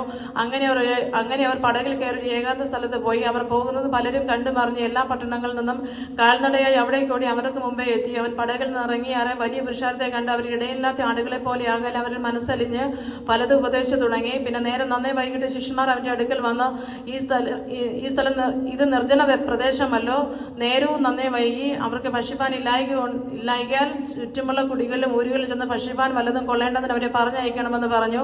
അവൻ അവരോട്, നിങ്ങൾ അവർക്ക് ഭക്ഷിപ്പാൻ കൊടുപ്പീൻ എന്ന് കൽപ്പിച്ചതിന് ഞങ്ങൾ പോയി 200 വെള്ളിക്കാശിന് അപ്പം കൂട്ടിട്ട് അവർക്ക് തിന്നുവാൻ കൊടുക്കുകയോ എന്ന് അവനോട് പറഞ്ഞു. അവൻ അവരോട്, നിങ്ങളുടെ പക്കൽ എത്ര അപ്പമുണ്ട് ചെന്ന് നോക്കുവിൻ എന്ന് പറഞ്ഞു. അവർ നോക്കിയിട്ട് 5 2 മീനുമുണ്ട് എന്നവർ പറഞ്ഞു. പിന്നെ അവൻ അവരോട് എല്ലാവരെയും പച്ചപ്പുല്ലിൽ പന്തിയായി ഇരുത്തുവാൻ കൽപ്പിച്ചു. അവർ 150 വീതം നിരനിരയായിരുന്നു. അവൻ 5 അപ്പവും 2 മീനും എടുത്ത് സ്വർഗത്തേക്ക് നോക്കി വാഴ്ത്തി അപ്പം നുറുക്കി അവർക്ക് വിളമ്പുവാൻ തൻ്റെ ശിഷ്യന്മാർക്ക് കൊടുത്തു. ആ 2 മീനും എല്ലാവർക്കും വിഭാഗിച്ചു കൊടുത്തു. എല്ലാവരും നിന്ന് തൃപ്തരായി. കഷ്ണങ്ങളും മീൻനുറുക്കുകളും 12 കൂട്ടം നിറച്ചെടുത്തു. അപ്പം തിന്നവരും 5000 പുരുഷന്മാരായിരുന്നു. താൻ പുരുഷാരത്തെ പറഞ്ഞയക്കുന്നതിനിടയിൽ തൻ്റെ ശിഷ്യന്മാരെ ഉടനെ പടക് കയറി അക്കരെ ബെത്സയിദയ്ക്ക് മുന്നോടുവാൻ നിർബന്ധിച്ചു. അവരെ പറഞ്ഞയച്ച് വിട്ട ശേഷം താൻ പ്രാർത്ഥിപ്പാൻ മലയിൽ പോയി. വൈകുന്നേരമായപ്പോൾ പടക് കടലിന്റെ നടുവിലും താൻ ഏകനായി കരയിലുമായിരുന്നു. കാറ്റ് പ്രതികൂലമാകൊണ്ട് അവർ തണ്ട് വലിച്ച് വലയുന്നത് അവൻ കണ്ടു. ഏകദേശം രാത്രി 4 യാമത്തിൽ കടലിന്മേൽ നടന്നവർ അടുക്കൽ ചെന്നവരെ കടന്നു പോകുവാൻ ഭാവിച്ചു. അവൻ കടലിന്മേൽ നടക്കുന്നവർ കണ്ടിട്ട് ഭൂതമെന്ന് നിരൂപിച്ച് നിലവിളിച്ചു. എല്ലാവരും അവനെ കണ്ട് ഭ്രമിച്ചിരുന്നു. ഉടനെ അവൻ അവരോട് സംസാരിച്ചു. ധൈര്യപ്പെടുവിൻ, ഞാൻ തന്നെയാകുന്നു, ഭയപ്പെടേണ്ട എന്ന് പറഞ്ഞു. പിന്നെ അവൻ അവരുടെ അടുക്കൽ ചെന്ന് പടകിൽ കയറി കാറ്റമർന്നു. അവർ ഉള്ളിൽ അത്യന്തം ഭ്രമിച്ച് ആശ്ചര്യപ്പെട്ടു. അവരുടെ ഹൃദയം കടുത്തിരുന്നത് കൊണ്ട് അപ്പത്തിന്റെ സംഗതി അവർ ഗ്രഹിച്ചില്ല. അവർ അക്കരെ എത്തി ഗെന്നേസരത്ത് ദേശത്ത് അണഞ്ഞു. പടകിൽ നിറങ്ങിയ ഉടനെ ജനങ്ങൾ അവനെ അറിഞ്ഞു. ചുറ്റുമുള്ള നാട്ടിലൊക്കെയും അവർ അക്കരെ എത്തി ഗെന്നേസരത്ത് ദേശത്ത് അണഞ്ഞു. അവർ പടകിൽ നിന്ന് ഇറങ്ങിയ ഉടനെ ജനങ്ങൾ അവനെ അറിഞ്ഞു. ആ നാട്ടിലൊക്കെയും ചുറ്റി ഓടി അവനുണ്ട് എന്ന് കേൾക്കുന്നിടത്ത് ദീനക്കാരൊക്കെയും കിടക്കമേൽ കൊണ്ടുവന്ന് തുടങ്ങി. ഊരുകളിലും പട്ടണങ്ങളിലും കുടികളിലും അവൻ ചെന്നിടത്തൊക്കെയും ചന്തകളിൽ രോഗികളെ കൊണ്ടുവന്ന് വെച്ചു. അവന്റെ വസ്ത്രത്തിന്റെ തൊങ്ങലെങ്കിലും തൊടേണ്ടതിന് അപേക്ഷിക്കുകയും അവനെ തൊട്ടവർക്കൊക്കെയും സൗഖ്യം വരികയും ചെയ്തു. അനന്തരം യെരുശലേമിൽ നിന്ന് പരീശന്മാരും ചില ശാസ്ത്രിമാരും അവന്റെ അടുക്കൽ വന്നുകൂടി. അവന്റെ ശിഷ്യന്മാരിൽ ചിലർ ശുദ്ധിയില്ലാത്ത എന്ന് വെച്ചാൽ കഴുകാത്ത കൈകൊണ്ട് ഭക്ഷണം കഴിക്കുന്നവർ കണ്ടു. പരീശന്മാരും യഹൂദന്മാരൊക്കെയും പൂർവന്മാരുടെ സമ്പ്രദായം അനുസരിച്ച് കൈ നന്നായി കഴുകിയിട്ടല്ലാതെ ഭക്ഷണം കഴിക്കുകയില്ല. ചന്തയിൽ നിന്ന് വരുമ്പോഴും കുളിച്ചിട്ടല്ലാതെ ഭക്ഷണം കഴിക്കുകയില്ല. പാനപാത്രം, ഭരണി, ചെമ്പ് എന്നിവ കഴുകുക മുതലായി പലതും പ്രമാണിക്കുന്നത് അവർക്ക് ചട്ടമായിരിക്കുന്നു. അങ്ങനെ പരീശന്മാരും ശാസ്ത്രിമാരും നിന്റെ ശിഷ്യന്മാർ പൂർവന്മാരുടെ സമ്പ്രദായം അനുസരിച്ച് നടക്കാതെ ശുദ്ധിയില്ലാത്ത കൈകൊണ്ട് ഭക്ഷണം കഴിക്കുന്നത് എന്ത് എന്ന് അവനോട് ചോദിച്ചു. അവൻ അവരോട് ഉത്തരം പറഞ്ഞത്, കപടഭക്തിക്കാരായ നിങ്ങളെക്കുറിച്ച് യെശയ്യാവ് പ്രവചിച്ചത് ശരി. ഈ ജനം അതിനെ കൊണ്ട് എന്നെ ബഹുമാനിക്കുന്നു, എങ്കിലും അവന്റെ ഹൃദയം എങ്കിൽ നിന്ന് ദൂരെ തകർന്നിരിക്കുന്നു. മാനുഷ്യ കൽപ്പനകളായ ഉപദേശങ്ങളെ അവർ ഉപദേശിക്കുന്നുകൊണ്ട് എന്നെ വ്യർത്ഥമായി ഭജിക്കുന്നു എന്ന് എഴുതിയിരിക്കുന്നത് പോലെ തന്നെ നിങ്ങൾ ദൈവകൽപ്പന വിട്ടുകളഞ്ഞ് മനുഷ്യരുടെ സമ്പ്രദായം പ്രമാണിക്കുന്നു. പിന്നെ അവരോട് പറഞ്ഞത്, നിങ്ങളുടെ സമ്പ്രദായം പ്രമാണിക്കുന്നതിന് വേണ്ടി നിങ്ങൾ ദൈവകൽപ്പന തള്ളിക്കളയുന്നത് നന്നായി. നിന്റെ അപ്പനെയും അമ്മയും ബഹുമാനിക്കുക എന്നും അപ്പനെയും അമ്മയും പ്രാകുന്നവൻ മരിക്കണമെന്ന് മോശ പറഞ്ഞുവല്ലോ. നിങ്ങളോ ഒരു മനുഷ്യൻ അപ്പനോടോ അമ്മയോടോ നിനക്കെന്നാൽ ഉപകാരമായി വരേണ്ടത് വഴിപാട് എന്നർത്ഥമുള്ള കുർബാൻ എന്ന് പറഞ്ഞാൽ മതി എന്ന് പറയുന്നു. തൻ്റെ അപ്പനും അമ്മയ്ക്കോ മേലാൽ ഒന്നും ചെയ്യുവാൻ അവനെ സമ്മതിക്കുന്നതുമില്ല. ഇങ്ങനെ നിങ്ങൾ ഉപദേശിക്കുന്ന സമ്പ്രദായത്താൽ നിങ്ങൾ ദൈവകൽപ്പന ദുർബലമാക്കുന്നു. ഈ വക പലതും നിങ്ങൾ ചെയ്യുന്നു. പിന്നെ അവൻ പുരുഷാരത്തെ എല്ലാം അരികെ വിളിച്ച് അവരോട് പറഞ്ഞത്, എല്ലാവരും കേട്ട് ഗ്രഹിച്ചുകൊള്ളുവിൻ. പുറത്തുനിന്ന് മനുഷ്യന്റെ അകത്ത് ചെല്ലുന്ന യാതൊന്നിനും മനുഷ്യനെ അശുദ്ധനാക്കാൻ കഴിയുകയില്ല. അവനിൽ നിന്ന് പുറപ്പെടുന്നത് അത്രയും മനുഷ്യനെ അശുദ്ധനാക്കുന്നത്. കേൾപ്പാൻ ചെവിയുള്ളവൻ കേൾക്കട്ടെ എന്ന് പറഞ്ഞു. അവൻ പുരുഷാരത്തെ വിട്ട് വീട്ടിൽ ചെന്ന ശേഷം ശിഷ്യന്മാർ ആ ഉപമയെക്കുറിച്ച് അവനോട് ചോദിച്ചു. അവൻ അവരോട്, നിങ്ങളും ഇങ്ങനെ ബോധമില്ലാത്തവരോ? പുറത്തുനിന്ന് മനുഷ്യന്റെ അകത്ത് ചെല്ലുന്ന യാതൊന്നിനും മനുഷ്യനെ അശുദ്ധനാക്കാൻ കഴിയുന്നില്ല എന്ന് തിരിച്ചറിയുന്നില്ലയോ? അത് അവന്റെ ഹൃദയത്തിലേക്കല്ല വയറ്റിലേക്ക് അത്ര ചെല്ലുന്നു, പിന്നെ മറപ്പുരയിലേക്ക് ചെല്ലുന്നു. ഇങ്ങനെ സകല ഭോജ്യങ്ങൾക്കും ശുദ്ധി വരുത്തുന്നു. മനുഷ്യനിൽ നിന്ന് പുറപ്പെടുന്നത് അത്രയും മനുഷ്യനെ അശുദ്ധനാക്കുന്നത്. അകത്തുനിന്ന് മനുഷ്യരുടെ ഹൃദയങ്ങളിൽ നിന്ന് തന്നെ ദുശ്ചിന്ത, വ്യഭിചാരം, പ്രസംഗം, കൊലപാതകം, മോഷണം, അത്യാഗ്രഹം, ചതി, ദുഷ്ടത, ദുഷ്കർമ്മം, വിടക്കുകണ്ണ്, അഹങ്കാരം, ദൂഷണം, മൂഢത എന്നിവ പുറപ്പെടുന്നു. ഈ ദോഷങ്ങളെല്ലാം അകത്തുനിന്ന് പുറപ്പെട്ട് മനുഷ്യനെ അശുദ്ധനാക്കുന്നു എന്നും അവൻ പറഞ്ഞു. അവൻ അവിടെ നിന്ന് പുറപ്പെട്ട് സീതോന്റെയും സോരിന്റെയും അതിർനാട്ടിൽ ചെന്ന് ഒരു വീട്ടിൽ കടന്ന് ആരും അറിയരുതെന്ന് ഇച്ഛിച്ചുവെങ്കിലും മറിഞ്ഞിരിക്കാൻ സാധിച്ചില്ല. അശുദ്ധാത്മാവ് ബാധിച്ച ചെറിയ മകളുള്ള ഒരു സ്ത്രീ അവന്റെ വസ്തുത കേട്ടിട്ട് അവന്റെ അടുക്കൽ വന്ന് കാൽക്കൽ വീണു. അവൾ സുറഭോനിക ജാതിയിലുള്ള ഒരു യവന സ്ത്രീയായിരുന്നു. തന്റെ മകളിൽ നിന്ന് ഭൂതത്തെ പുറത്താക്കുവാൻ അവനോട് അപേക്ഷിച്ചു. യേശു അവളോട്, മുമ്പേ മക്കൾക്ക് തൃപ്തി വരട്ടെ, മക്കളുടെ അപ്പം എടുത്ത് ചെറുനായ്ക്കൾക്ക് ഇട്ടുകൊടുക്കുന്നത് നന്നല്ല എന്ന് പറഞ്ഞു. അവൾ അവനോട്, അതേ കർത്താവേ, ചെറുനായ്ക്കളും മേശയ്ക്ക് കീഴെ കുട്ടികളുടെ അപ്പം നുറുക്കുകൾ തിന്നുന്നുണ്ടല്ലോ എന്ന് പറഞ്ഞു. അവൻ അവളോട്, ഈ വാക്ക് നിമിത്തം പൊയ്ക്കൊള്ളുക, ഭൂതം നിന്റെ മകളെ വിട്ടു പോയിരിക്കുന്നു എന്ന് പറഞ്ഞു. അവൾ വീട്ടിൽ വന്നാറെ മകൾ കിടക്കമേൽ കിടക്കുന്നതും ഭൂതം വിട്ടു പോയതും കണ്ടു. അവൻ വീണ്ടും സോരിന്റെ അതിർ വിട്ട് സീതോൻ വഴിയായി തെക്കപ്പള്ളി ദേശത്തിന് നടുവിൽ കൂടി ഗലീല കടൽപ്പുറത്ത് ചെന്നു. അവിടെ ചിലർ വിക്കനായ ഒരു ചെകിടനെ അവന്റെ അടുക്കൽ കൊണ്ടുവന്നു അവന്റെ മേൽ കൈവയ്ക്കണമെന്ന് അപേക്ഷിച്ചു. അവനെ പുരുഷാരത്തിൽ നിന്ന് വേറിട്ട് കൂട്ടിക്കൊണ്ട് പോയി അവന്റെ ചെവിയിൽ വിരലിട്ടു തുപ്പി നാവിനെ തൊട്ട് സ്വർഗത്തേക്ക് നോക്കി നെടുവീർപ്പെട്ട് അവനോട്, തുറന്നു വരിക എന്നർത്ഥമുള്ള യഫത എന്ന് പറഞ്ഞു. ഉടനെ അവന്റെ ചെവി തുറന്ന് നാവിന്റെ കെട്ടും അഴിഞ്ഞിട്ട് അവൻ ശരിയായി സംസാരിച്ചു. ഇതാരും അറിയരുതെന്ന് അവൻ അവരോട് കൽപ്പിച്ചു. അവൻ എത്ര കൽപ്പിച്ചോ അത്രയും അവർ പ്രസിദ്ധമാക്കി. അവൻ സകലവും നന്നായി ചെയ്തു. ചെകിടരെ കേൾക്കുമാറാക്കുന്നു, ഉമ്മരെ സംസാരിക്കുമാറാക്കുന്നു എന്ന് പറഞ്ഞ് അത്യന്തം വിസ്മയിച്ചു. ആ ദിവസങ്ങളിൽ ഏറ്റവും വലിയ പുരുഷാരം ഉണ്ടായിരിക്കുക. അവൻ ശിഷ്യന്മാരെ അടുക്കൽ വിളിച്ച്, ഈ പുരുഷാരം ഇപ്പോൾ 3 നാളായി എന്നോടുകൂടെ പാർക്കുന്നവർക്ക് ഭക്ഷിപ്പാനൊന്നുമില്ല. ആയിക്കൊണ്ട് എനിക്ക് അവരോട് അലിവ് തോന്നുന്നു. ഞാൻ അവരെ പട്ടിണിയായി വീട്ടിലേക്ക് അയച്ചാൽ വഴിയിൽ വെച്ച് തളർന്നു പോയേക്കും. അവർ ചിലർ ദൂരത്ത് നിന്ന് വന്നവരല്ലോ എന്ന് പറഞ്ഞു. അതിന് അവന്റെ ശിഷ്യന്മാർ, ഇവർക്കിവിടെ മരുഭൂമിയിൽ അപ്പം കൊടുത്ത് തൃപ്തി വരുത്താൻ നമുക്ക് എങ്ങനെ കഴിയുമെന്ന് പറഞ്ഞു. അവൻ അവരോട്, നിങ്ങളുടെ പക്കൽ എത്ര അപ്പം ഉണ്ടെന്ന് ചോദിച്ചു. 7 എന്ന് അവർ പറഞ്ഞു. പിന്നെ അവൻ പുരുഷാരത്തോട് നിലത്തിരിപ്പാൻ കൽപ്പിച്ചു. ആ 7 അപ്പം എടുത്ത് സ്തോത്രം ചെയ്ത് നുറുക്കി ശിഷ്യന്മാരുടെ പക്കൽ വിളമ്പുവാൻ കൊടുത്തു. ചെറിയ മീനും കുറേ ഉണ്ടായിരുന്നു, അതും അവൻ അനുഗ്രഹിച്ചിട്ട് വിളമ്പുവാൻ പറഞ്ഞു. അവർ തിന്ന് തൃപ്തരായി. ശേഷിച്ച കഷ്ണം 7 പെട്ടി നിറച്ചെടുത്തു. തിന്നവരോ ഏകദേശം 4000 പേരായിരുന്നു. അവരെ പറഞ്ഞയച്ച ഉടനെ ശിഷ്യന്മാരോടുകൂടെ പടക് കയറി ദൽമനൂത അംശങ്ങളിലെത്തി. അനന്തരം പരീശന്മാർ വന്നവനെ പരീക്ഷിച്ചുകൊണ്ട് ആകാശത്തു നിന്നൊരു അടയാളം അന്വേഷിച്ച് അവനുമായി തർക്കിച്ചു തുടങ്ങി. അവൻ ആത്മാവിൽ ഞരങ്ങി, ഈ തലമുറ അടയാളം അന്വേഷിക്കുന്നതെന്ന്, ഈ തലമുറയ്ക്ക് അടയാളം ലഭിക്കുകയില്ല എന്ന് സത്യമായി നിങ്ങളോട് പറയുന്നു എന്ന് പറഞ്ഞു. അവരെ വിട്ട് പിന്നെയും പടക് കയറി അക്കരയ്ക്ക് കടന്നു. അവർ അപ്പം കൊണ്ടുപോരുവാൻ മറന്നുപോയിരുന്നു. അവരുടെ പടകിൽ അവരുടെ പക്കൽ ഒരപ്പമേ ഉണ്ടായിരുന്നുള്ളൂ. അവൻ അവരോട്, നോക്കുവിൻ, പരീശന്മാരുടെ പുളിച്ച മാവ് ഹെരോദ്യരുടെ പുളിച്ച മാവ് സൂക്ഷിച്ചു കൊള്ളുവിനെന്ന് പറഞ്ഞു. നമുക്ക് അപ്പമില്ലായികയിൽ എന്ന് അവർ തമ്മിൽ പറഞ്ഞു. അത് യേശു പറഞ്ഞു അവരോട് പറഞ്ഞത്, അപ്പമില്ലായികയിൽ തമ്മിൽ പറയുന്നത് എന്ത്? ഇപ്പോഴും നിങ്ങൾ തിരിച്ചറിയുന്നില്ലയോ, ഗ്രഹിക്കുന്നില്ലയോ? നിങ്ങളുടെ ഹൃദയം കടുത്തിരിക്കുന്നുവോ? കണ്ണുണ്ടായിട്ടും കാണുന്നില്ലയോ? ചെവി ഉണ്ടായിട്ടും കേൾക്കുന്നില്ലയോ? ഓർക്കുന്നതുമില്ലയോ? 5000 പേർക്ക് ഞാൻ 5 അപ്പം നുറുക്കിയിട്ട് കഷ്ണങ്ങൾ എത്ര കൂട്ടം നിറച്ചെടുത്തു?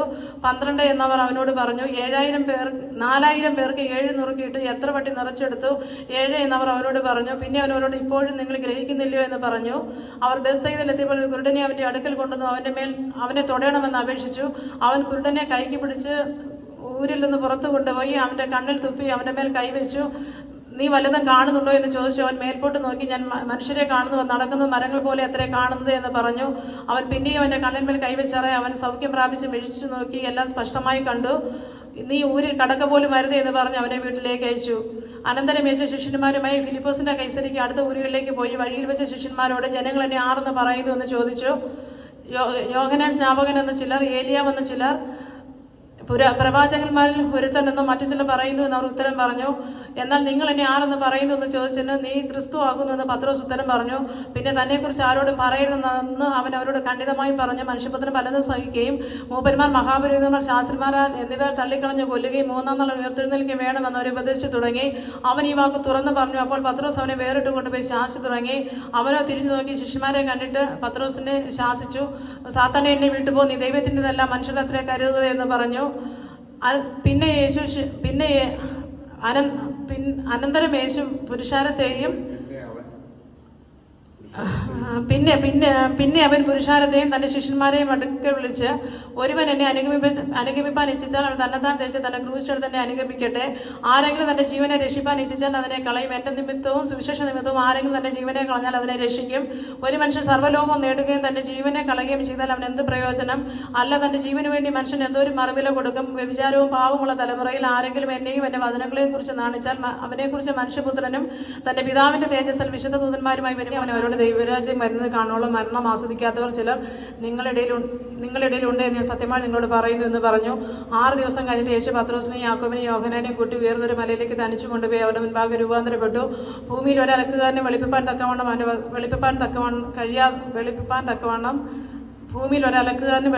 കഴിയാതെ വണ്ണം അവൻ്റെ വസ്ത്രം അത്യന്തം വെളുപ്പായി തിളങ്ങി.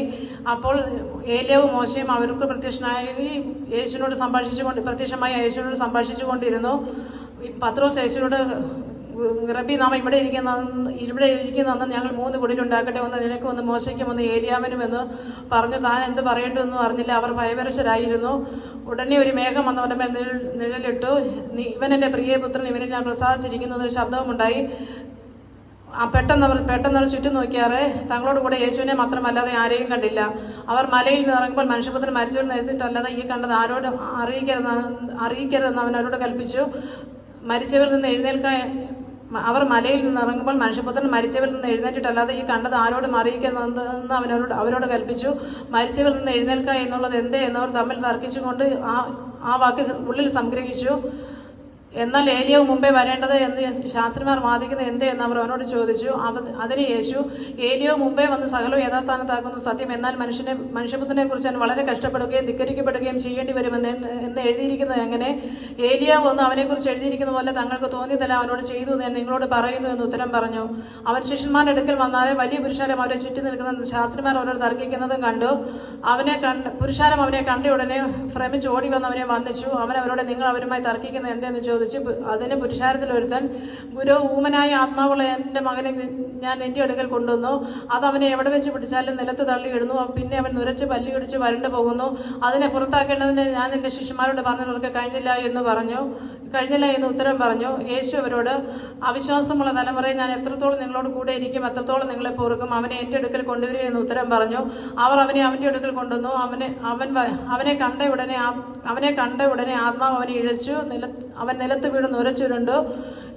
ഇത് അവന് എത്ര കാലമായി സംഭവിച്ചിട്ടെന്ന് ബാലൻ്റെ അപ്പനോട് ചോദിച്ചതിന് അവൻ, ചെറുപ്പം മുതൽ തന്നെ ആദാമിനെ നശിപ്പിക്കേണ്ടതിന് പലപ്പോഴും തീയിലും വെള്ളത്തിലും തള്ളിയിട്ടിട്ടുണ്ട്. നിനക്ക് വല്ലതും കഴിയുമെങ്കിൽ മനസ്സിൽ ഞങ്ങളെ സഹായിക്കണമേ എന്ന് പറഞ്ഞു. യേശുവിനോട്, നിനക്ക് കഴിയുമെങ്കിൽ എന്തോ, വിശ്വസിക്കുന്നതിന് സകലവും കഴിയുമെന്ന് പറഞ്ഞു. ബാലൻ്റെ അപ്പൻ ഉടനെ നിലവിളിച്ചു, കർത്താവെ, ഞാൻ വിശ്വസിക്കുന്നു, എൻ്റെ അവിശ്വാസത്തിന് സഹായിക്കണമേ എന്ന് പറഞ്ഞു. എന്നാറേ പുരുഷാരം ഓടിക്കൂടുന്നത് കണ്ടിട്ട് യേശു അശുദ്ധാത്മാവിനെ ശാസിച്ചു. ഊമനും ചെകിടനുമായ ആത്മാവെ ഇവനെ വിട്ടുപോയെന്ന് പറഞ്ഞു. അപ്പോൾ അത് നിലവിളിച്ചു അവനെ വളരെ ഇഴച്ച് പുറപ്പെട്ടു പോയി. മരിച്ചുപോയി എന്ന് പലരും പറയത്തക്കവണ്ണം മരിച്ചവനെ പോലെയായി. യേശു അവനെ കൈക്ക് പിടിച്ച് നിവർത്തി അവൻ എഴുന്നേറ്റു.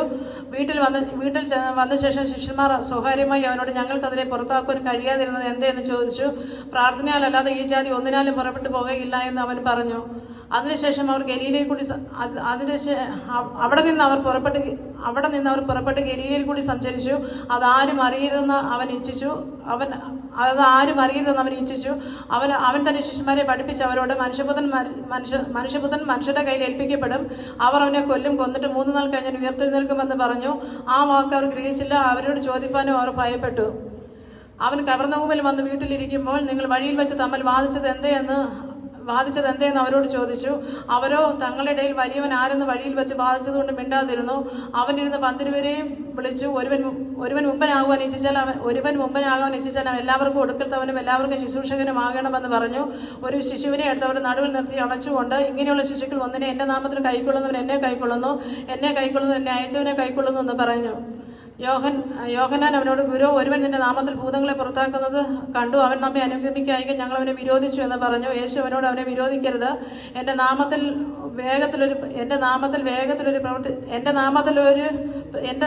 ഒരു വീര്യപ്രവൃത്തി ചെയ്തിട്ട് വേഗത്തിൽ എന്നെ ദുഷിച്ച് പറവാൻ കഴിയുന്നവൻ ആരുമില്ല.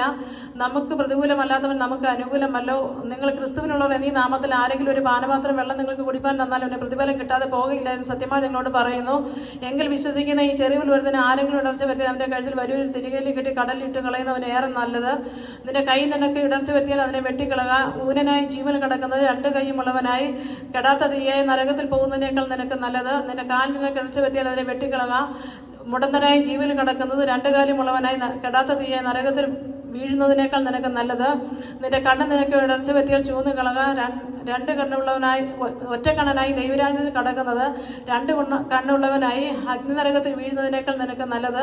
അവിടെ അവരുടെ പുഴു ചാകുന്നില്ല, തീ കെടുന്നതുമില്ല. എല്ലാവരും തീ കൊണ്ട് ഉപ്പിടും. ഉപ്പ് നല്ലത് തന്നെ. ഉപ്പ് കാരമില്ലാതെ പോയാൽ എന്തെന്നാൽ രസം വരുത്തും. നിങ്ങൾ തന്നെ ഉപ്പുള്ളവരും അന്യോന്യം സമാധാനമുള്ളവരുമായിരിപ്പിൻ. അവിടെ നിന്ന് അവൻ പുറപ്പെട്ട് യോർദാൻ അക്കരെ യഹൂദ്യ ദേശത്തിൻ്റെ അതിരോളം ചെന്നു. പുരുഷാരം പിന്നെ അവൻ്റെ അടുക്കൽ വന്നു. പതിവ് പോലെ അവനെ പിന്നെ ഉപദേശിച്ചു.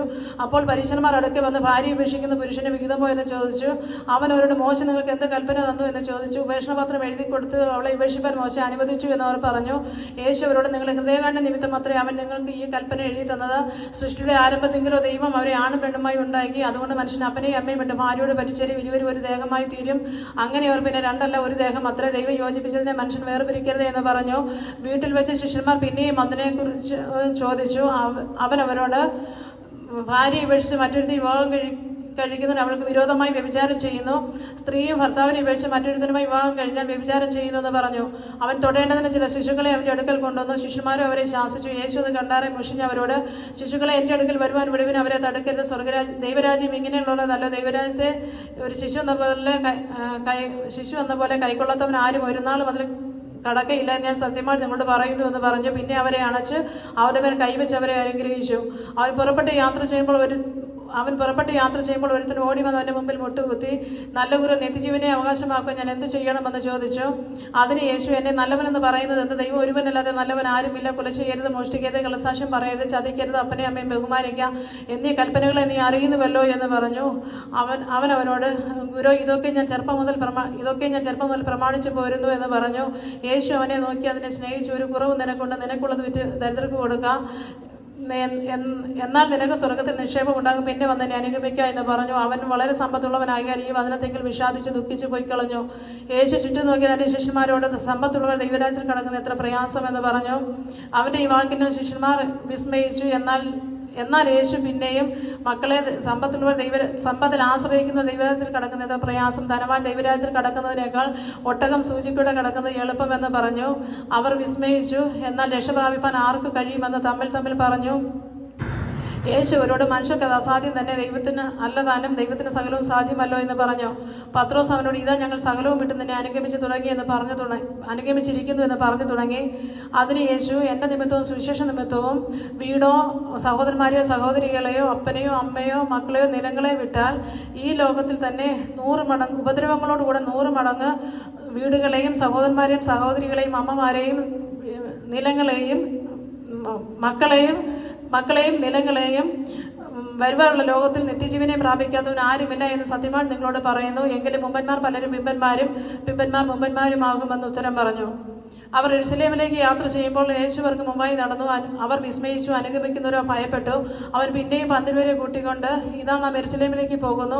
അവിടെ മനുഷ്യപുത്രൻ മഹാപുരോഹിതന്മാരെയും ശാസ്ത്രിമാരുടെയും കയ്യിൽ ഏൽപ്പിക്കട്டும். അവർ അവനെ മരണത്തിന് വിധിച്ച് ജാതികൾക്ക് ഏൽപ്പിക്കും. അവർ അവനെ പരിഹസിക്കുകയും തുപ്പുകയും തല്ലുകയും കൊല്ലുകയും 3 നാൾ കഴിഞ്ഞിട്ട് അവൻ ഉയർത്തെഴുന്നേൽക്കുകയും വേണമെന്നിങ്ങനെ തനിക്ക് സംഭവിക്കാനുള്ളത് പ്രസ്താവിച്ചു തുടങ്ങി. സബദിയുടെ മക്കളായ യാക്കോബും യോഹന്നാനും അവൻ്റെ അടുക്കൽ വന്നു, ഗുരു, ഞങ്ങൾ നിന്നോട് യാചിപ്പാൻ പോകുന്നത് ഞങ്ങൾ ചെയ്തു തരുവാൻ ഞങ്ങൾ അപേക്ഷിക്കുന്നു എന്ന് പറഞ്ഞു. അവൻ അവരോട്, ഞാൻ നിങ്ങൾക്ക് എന്ത് ചെയ്തുവാൻ നിങ്ങൾ ആഗ്രഹിക്കുന്നു എന്ന് ചോദിച്ചു. നിന്റെ മഹത്വത്തിൽ ഞങ്ങളിൽ ഒരുത്തൻ നിന്റെ വലത്തും ഒരുത്തൻ നിന്റെ ഇടത്തും ഇരിപ്പാൻ വരം നൽകണമെന്ന് പറഞ്ഞു.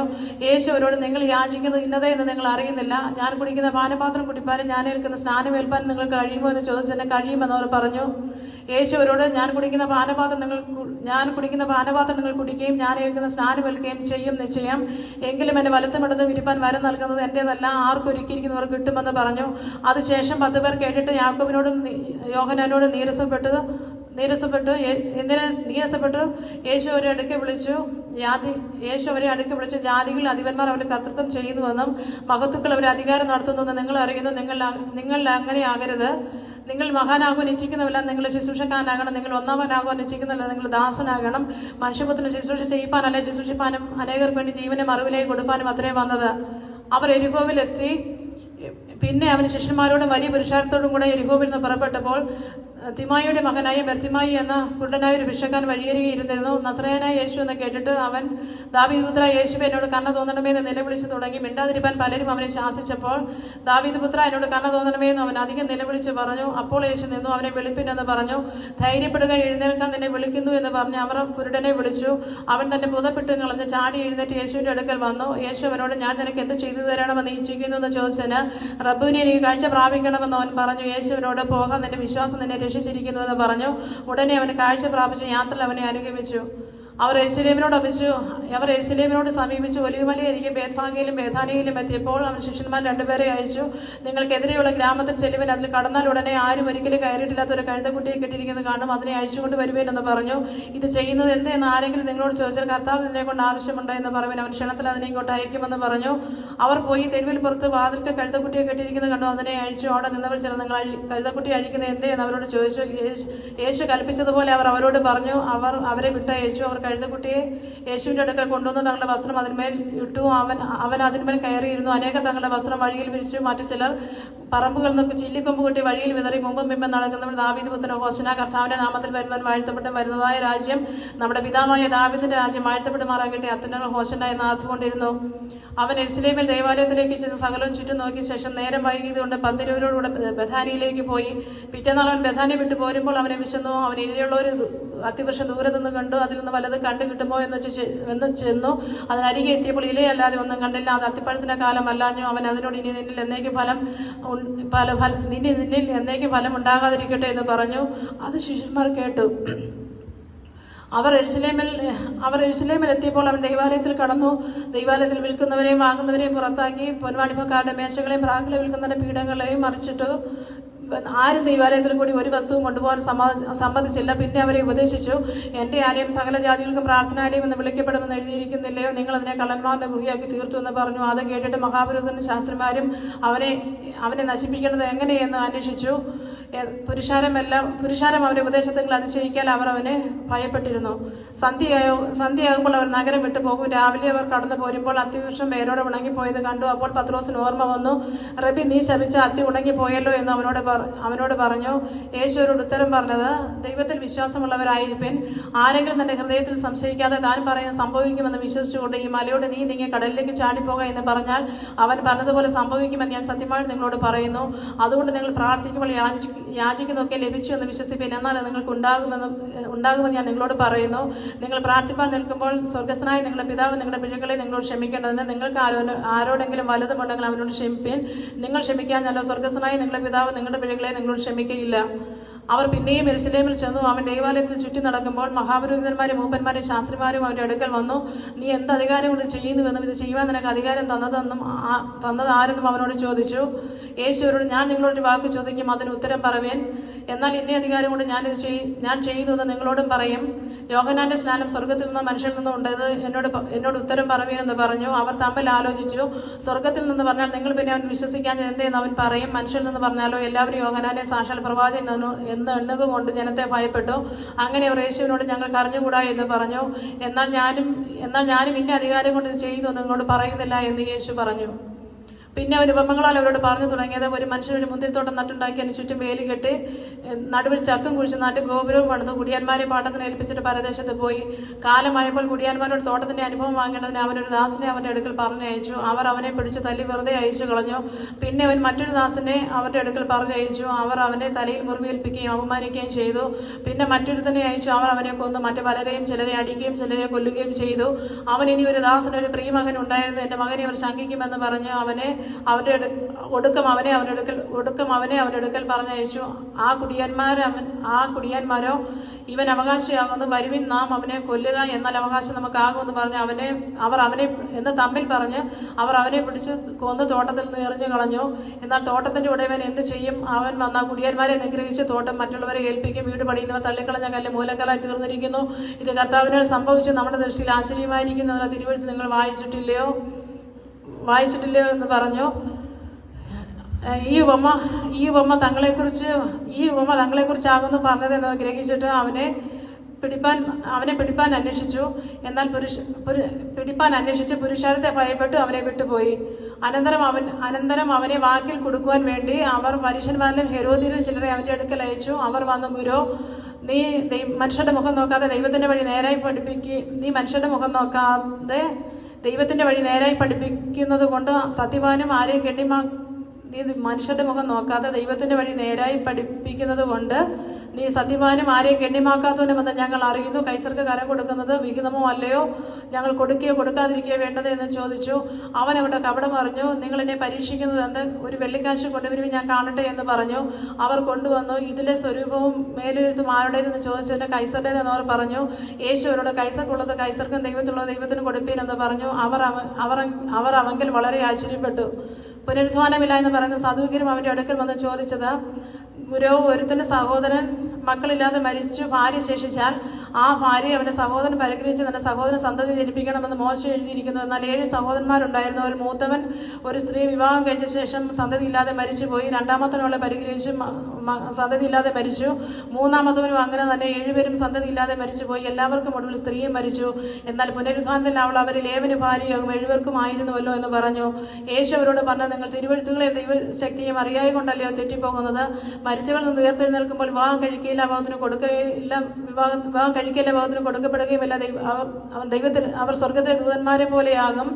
എന്നാൽ മരിച്ചവർ ഉയർത്തെഴുന്നേൽക്കുന്നതിനെ കുറിച്ച് മോശയുടെ പുസ്തകത്തിൽ മുൾപ്പടർപ്പ് ഭാഗത്ത് ദൈവം അരുളിച്ചെയ്ത് നിങ്ങൾ വായിച്ചിട്ടില്ലയോ?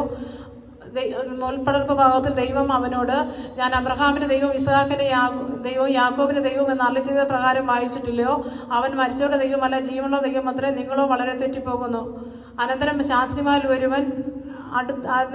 ശാസ്ത്രിമാരിൽ ഒരുവൻ അടുത്തു വന്നു. അവർ തമ്മിൽ തർക്കിക്കുന്നത് കേട്ട് അവൻ അവരോട് നല്ലവണ്ണം ഉത്തരം പറഞ്ഞ പ്രകാരം ബോധിച്ചിട്ട്, എല്ലാറ്റിലും മുഖ്യ കൽപ്പന ഏതെന്ന് അവനോട് ചോദിച്ചു. അതിന് യേശു, എല്ലാറ്റിലും മുഖ്യ കൽപ്പനയോ? ഇസ്രായേലെ കേൾക്കാൻ, നമ്മുടെ കർത്താവ് ഏക കർത്താവ്, നിന്റെ ദൈവമായ കർത്താവിനെ പൂർണ്ണ ഹൃദയത്തോടും പൂർണ്ണ ആത്മാവോടും പൂർണ്ണ മനസ്സോടും പൂർണ്ണ ശക്തിയോടും കൂടെ സ്നേഹിക്കണമെന്നാകുന്നു. രണ്ടാമത്തതോ, കൂട്ടുകാരനെ നിന്നെ പോലെ തന്നെ സ്നേഹിക്കണമെന്നത്രേ. ഇവയിൽ വലുതായിട്ട് മറ്റൊരു കൽപ്പനയും ഇല്ല എന്ന് ഉത്തരം പറഞ്ഞു.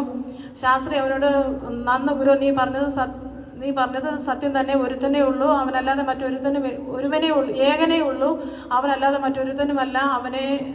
ഏകനേ ഉള്ളൂ, അവനല്ലാതെ മറ്റൊരുത്തനുമല്ല. നിന്റെ ദൈവമായ അവനെ പൂർണ്ണ ഹൃദയത്തോടും പൂർണ്ണ മനസ്സോടും പൂർണ്ണ ശക്തിയോടും കൂടെ സ്നേഹിക്കുന്നതും തന്നെ പോലെ കൂട്ടുകാരനെ സ്നേഹിക്കുന്നതും സർവാംഗ ഹോമങ്ങളെക്കാളും യാഗങ്ങളെക്കാളും സാരമേറിയ തന്നെ എന്ന് പറഞ്ഞു. അവൻ ബുദ്ധിയോടെ ഉത്തരം പറഞ്ഞു എന്ന് യേശു കേട്ടിട്ട്, നീ ദൈവരാജ്യത്തോട് അകന്നവനല്ല എന്ന് പറഞ്ഞു. അതിനുശേഷം അവനോട് ആരും ഒന്നും ചോദിപ്പാൻ തുനിഞ്ഞില്ല. യേശു ദൈവാലയത്തിൽ ഉപദേശിച്ച് പറഞ്ഞത്, ക്രിസ്തു ദാവീദിന്റെ പുത്രൻ എന്ന് പറയുന്നത് എങ്ങനെ? കർത്താവ് എൻ്റെ കർത്താവിനോട്, ഞാൻ നിന്റെ ശത്രുക്കളെ നിന്റെ പാദപീഠമാക്കുള്ളൂ, നീ എൻ്റെ വലത്ത് ഭാഗത്തിരിക്കുക എന്ന് ദാവീദ് താൻ പരിശുദ്ധാത്മാവിലായി പറയുന്നു.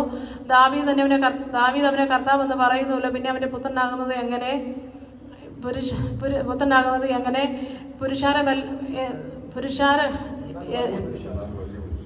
അവൻ്റെ ദാവീദ് അവനെ കർത്താവെന്ന് പറയുന്ന പോലെ പിന്നെ അവൻ്റെ പുത്രനാകുന്നത് എങ്ങനെ?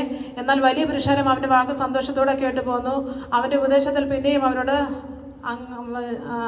അവൻ്റെ ഉപദേശത്തിൽ പിന്നെയും അവരോട് നെല്ലിയങ്കികളോട്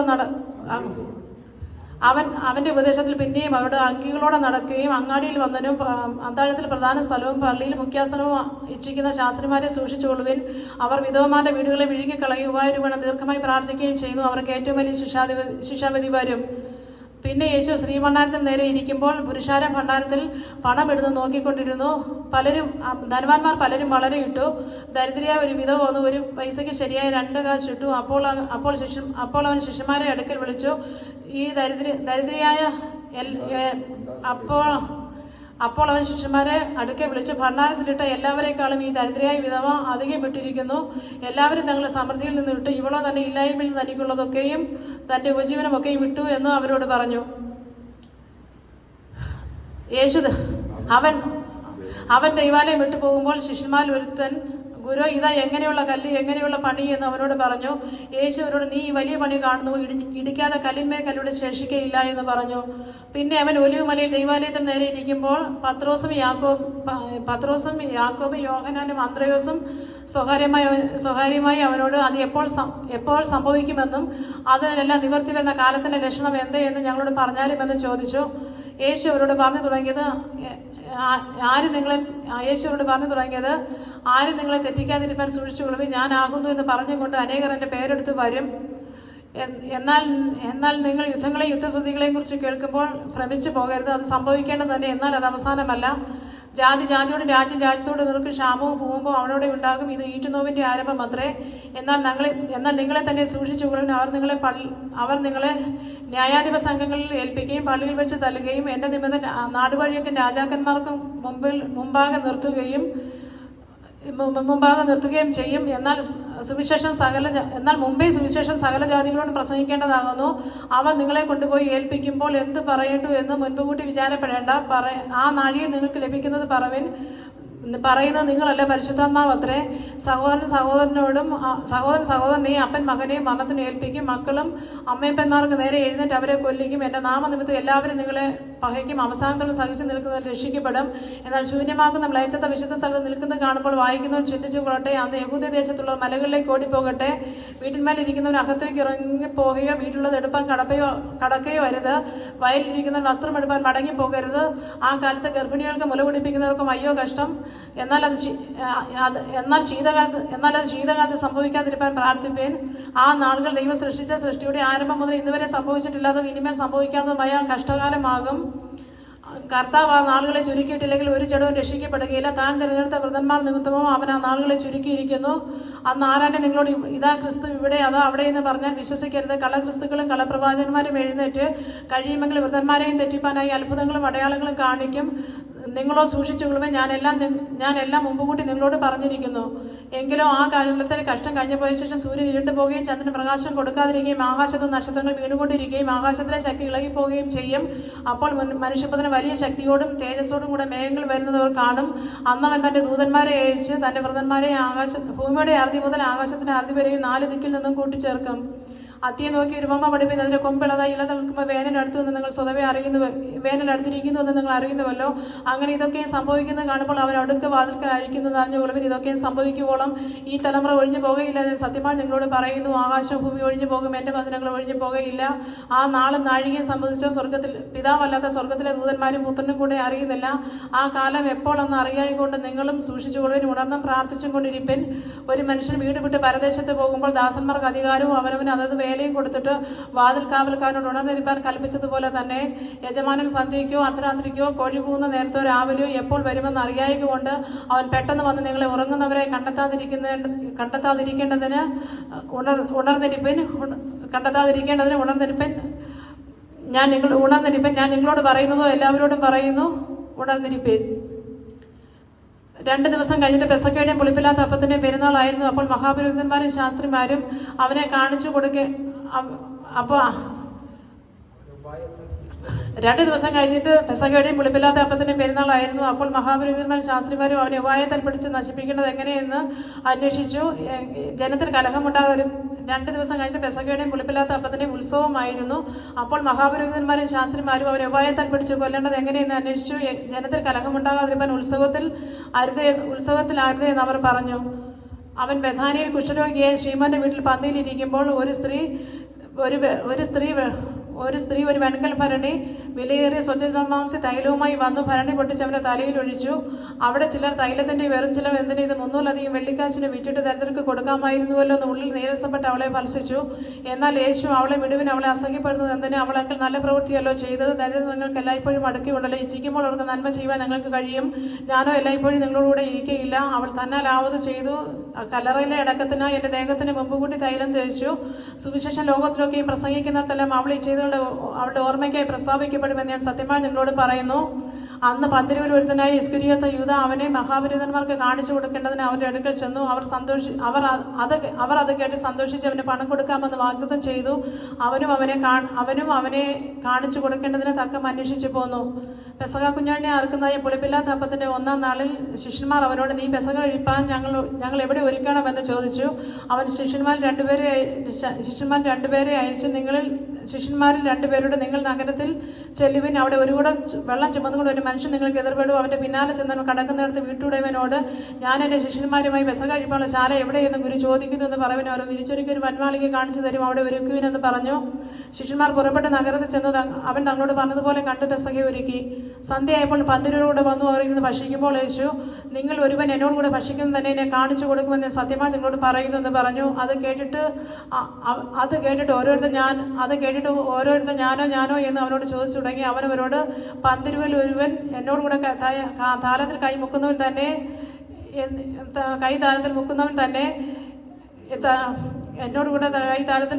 തന്നെ മനുഷ്യപുത്രൻ തന്നെ കുറിച്ച് എഴുതിയിരിക്കുന്നത് പോലെ പോകുന്നു സത്യം. എന്നാൽ മനുഷ്യപുത്രനെ കാണിച്ചു കൊടുക്കുന്ന മനുഷ്യന് അയ്യോ കഷ്ടം, ആ മനുഷ്യൻ ജനിക്കാതിരിക്കും കൊള്ളായിരുന്നു എന്ന് പറഞ്ഞു.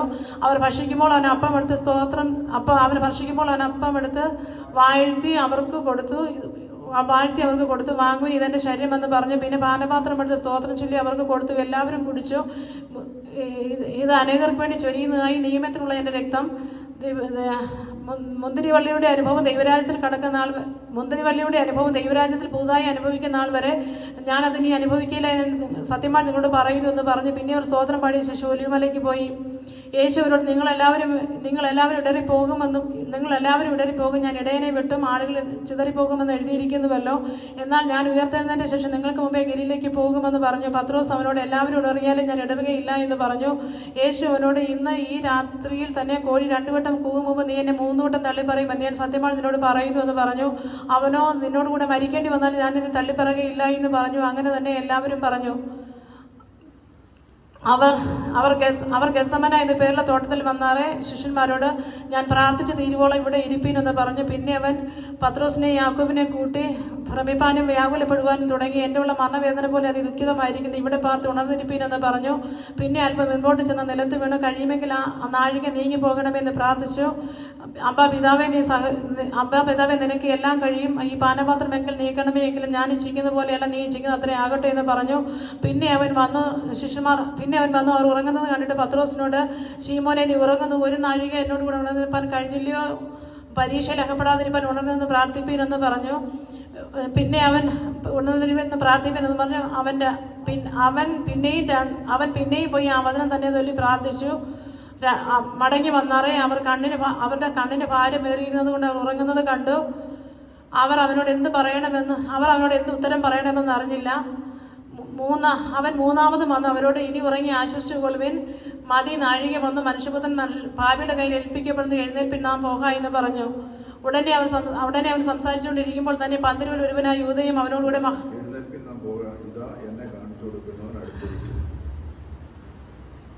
മൂന്നാമതും അവൻ വന്ന് ഇനി ഉറങ്ങി ആശ്വസിച്ചു കൊള്ളുവിൻ, മതി, നാഴിക വന്നു മനുഷ്യപുത്രൻ ഭാവിയുടെ കയ്യിൽ ഏൽപ്പിക്കപ്പെടുന്നു, എഴുന്നേൽപ്പിൻ, നാം പോക, ഇതാ എന്നെ കാണിച്ചു കൊടുക്കുന്നവൻ അടുത്തിരിക്കുന്നു എന്ന് പറഞ്ഞു. ഉടനെ അവൻ സംസാരിച്ചുകൊണ്ടിരിക്കുമ്പോൾ തന്നെ പന്തിൽ ഒരുവനായ യൂദയും അവനോടുകൂടെ മഹാപുരോഹിതന്മാർ, മൂപ്പന്മാർ, ശാസ്ത്രിമാർ വഹിച്ച ഒരു പുരുഷാരവും വാളും വടിയുമായി വന്നു. അവനെ കാണിച്ചു കൊടുക്കുന്നവൻ ഞാൻ ഏവനെ ചുംബിക്കുമോ അവൻ തന്നെയാകുന്നു, അവനെ പിടിച്ച് സൂക്ഷ്മതയോടെ കൊണ്ടുപോകുന്നതെന്ന് ഒരു അടയാളവും കൊടുത്തിരുന്നു. അവൻ വന്ന ഉടനെ അടുത്ത് വന്ന് റബ്ബി വന്ദനമെന്ന് പറഞ്ഞ് അവനെ ചുംബിച്ചു. ഉടനെ അവർ അവൻ്റെ മേൽ കൈവച്ച് അവനെ പിടിച്ചു.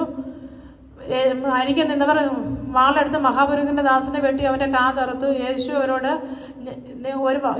ഒരു കള്ളൻ്റെ നേരെ എന്ന പോലെ എൻ്റെ നേരെ വാളും വടിയുമായി പുറപ്പെട്ടു വന്നുവോ? ഞാൻ ദിവസേന ദൈവാലയത്തിൽ ഉപദേശിച്ചുകൊണ്ട് നിങ്ങളോടുകൂടെ ഇരുന്നു, നിങ്ങൾ എന്നെ പിടിച്ചില്ല. എന്നാൽ ഇതൊക്കെ തിരുവഴുത്തുകൾ നിവർത്തി വരേണ്ടത് സംഭവിക്കുന്നു എന്ന് പറഞ്ഞു. ശിഷ്യന്മാർ എല്ലാവരും അവനെ വിട്ട് ഓടിപ്പോയി. ഒരു ബാല്യക്കാരൻ വെറുശരീരത്തിന്മേൽ പുതപ്പ് പുതച്ചുകൊണ്ട് അവനെ അനുഗമിച്ച് അവർ അവനെ പിടിച്ചു. അവനെ പുതപ്പ് വിട്ട് കളഞ്ഞ് നഗ്നനായി ഓടിപ്പോയി. അവർ യേശുവിനെ മഹാപുരോഹിതന്റെ അടുക്കൽ കൊണ്ടുപോയി. അവൻ്റെ അടുക്കൽ മഹാപുരോഹിതന്മാരും ശാസ്ത്രിമാരും മൂപ്പന്മാരും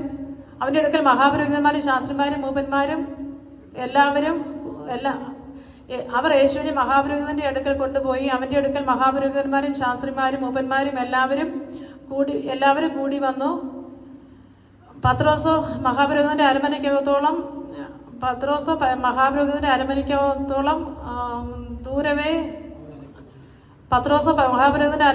ദൂരവേ അനുഗമിച്ച് ഭൃത്യന്മാരോടുകൂടെ ചേർന്ന് തീ കാഞ്ഞുകൊണ്ടിരുന്നു. മഹാപുരോഹിതന്മാരെ ന്യായാധിപ സംഘമൊക്കെയും അവനെ കൊല്ലേണ്ടതിന് അവൻ്റെ നേരെ സാക്ഷ്യം അന്വേഷിച്ചു, കണ്ടില്ല താനും. അനേകർ വന്ന് കള്ളസാക്ഷ്യം പറഞ്ഞിട്ടും സാക്ഷ്യം ഒത്തുമില്ല. ചിലർ എഴുന്നേറ്റ് ഞാൻ കൈപ്പണിയായ ഈ മന്ദിരം പൊളിച്ച് 3 ദിവസം കൊണ്ട് കൈപ്പണിയല്ലാത്ത മറ്റൊന്ന് പണിയുമെന്ന് അവൻ പറഞ്ഞത് ഞങ്ങൾ കേട്ടു എന്ന് കള്ളസാക്ഷ്യം പറഞ്ഞു. എന്നിട്ടും അവരുടെ സാക്ഷ്യം ഒത്തുവന്നില്ല. മഹാപുരോഹിതൻ നടുവിൽ നിന്നുകൊണ്ട് നീ ഒരു ഉത്തരവും പറയുന്നില്ല, ഇവർ നിന്റെ നേരെ സാക്ഷ്യം പറയുന്നത് എന്ത് എന്ന് ചോദിച്ചു. അവനോ മിണ്ടാതെയും ഉത്തരമൊന്നും പറയാതെയും ഇരുന്നു. മഹാപുരോഹിതൻ പിന്നെയും അവനോട് നീ വന്ധ്യനായ അവൻ്റെ പുത്രനായ ക്രിസ്തുവോ എന്ന് ചോദിച്ചു. ഞാനാകുന്നു, മനുഷ്യപുത്രൻ സർവശക്തന്റെ വലതുഭാഗത്തിരിക്കുന്നു, ആകാശമേഖലയോടെ വരുന്നത് നിങ്ങൾ കാണുമെന്ന് യേശു പറഞ്ഞു. അപ്പോൾ മഹാപുരോഹിതൻ വസ്ത്രം കീറി ഇനി സാക്ഷികളെ കൊണ്ട് നമുക്ക് എന്താവശ്യം, ദൈവദൂഷണം നിങ്ങൾ കേട്ടുവല്ലോ, നിങ്ങൾക്ക് എന്ത് തോന്നുന്നു എന്ന് ചോദിച്ചതിന് അവൻ മരണയോഗ്യൻ എന്ന് എല്ലാവരും വിധിച്ചു. ചിലർ അവനെ തുപ്പുകയും അവൻ്റെ മുഖംമൂടി അവനെ തല്ലുകയും പ്രവചിക്ക എന്ന് പറയുകയും ചെയ്തു തുടങ്ങി. ചേവകർ അവനെ അടിച്ചും കൊണ്ട് കൈയേറ്റു. പത്രോസ് താഴെ നടുമുറ്റത്തിരുന്നു. മഹാപുരോഹിതന്റെ ബാല്യക്കാരൊഴുത്തി വന്നു പത്രോസ് തീ കായുന്നത് കണ്ട് അവനെ നോക്കി, നീയും ആ നസ്രയനായ യേശുവിനോടുകൂടെ ആയിരുന്നു എന്ന് പറഞ്ഞു. നീ പറയുന്നത് തിരിയുന്നില്ല, ബോധ്യമാകുന്നില്ല എന്ന് തള്ളിപ്പറഞ്ഞ് അവൻ പടിപ്പുരയിലേക്ക് പുറപ്പെട്ടപ്പോൾ കോഴി കൂകി. ആ ബാല്യക്കാരത്തെ പിന്നെയും അവനെ കണ്ട് സമീപത്ത് നിൽക്കുന്നവരോട് ഇവൻ ആ കൂട്ടരിലുള്ളവൻ തന്നെ എന്ന് പറഞ്ഞു തുടങ്ങി. അവൻ പിന്നെയും തള്ളി പറഞ്ഞു. അത് കുറേ നേരം കഴിഞ്ഞിട്ട് അരികെ നിന്നവർ പത്രോസിനോട് നീ ആ കൂട്ടരിലുള്ളവൻ സത്യം, നീ ഗലീലക്കാരനല്ലോ എന്ന് പറഞ്ഞു. ആ മനുഷ്യനെ നിങ്ങൾ പറയുന്ന മനുഷ്യനെ ഞാൻ അറിയുന്നില്ല എന്ന് പത്രോസ് പ്രാകുവാനും ആണയിടുവാനും തുടങ്ങി. ഉടനെ കോഴി രണ്ടാമതും കൂകി. കോഴി 2 വട്ടം കൂകും മുമ്പേ നീ 3 വട്ടം അവനെ തള്ളി പറയുമെന്ന് യേശു തന്നോട് പറഞ്ഞ വാക്ക് പത്രോസ് ഓർത്ത് അതിനെക്കുറിച്ച് വിചാരിച്ചു കരഞ്ഞു.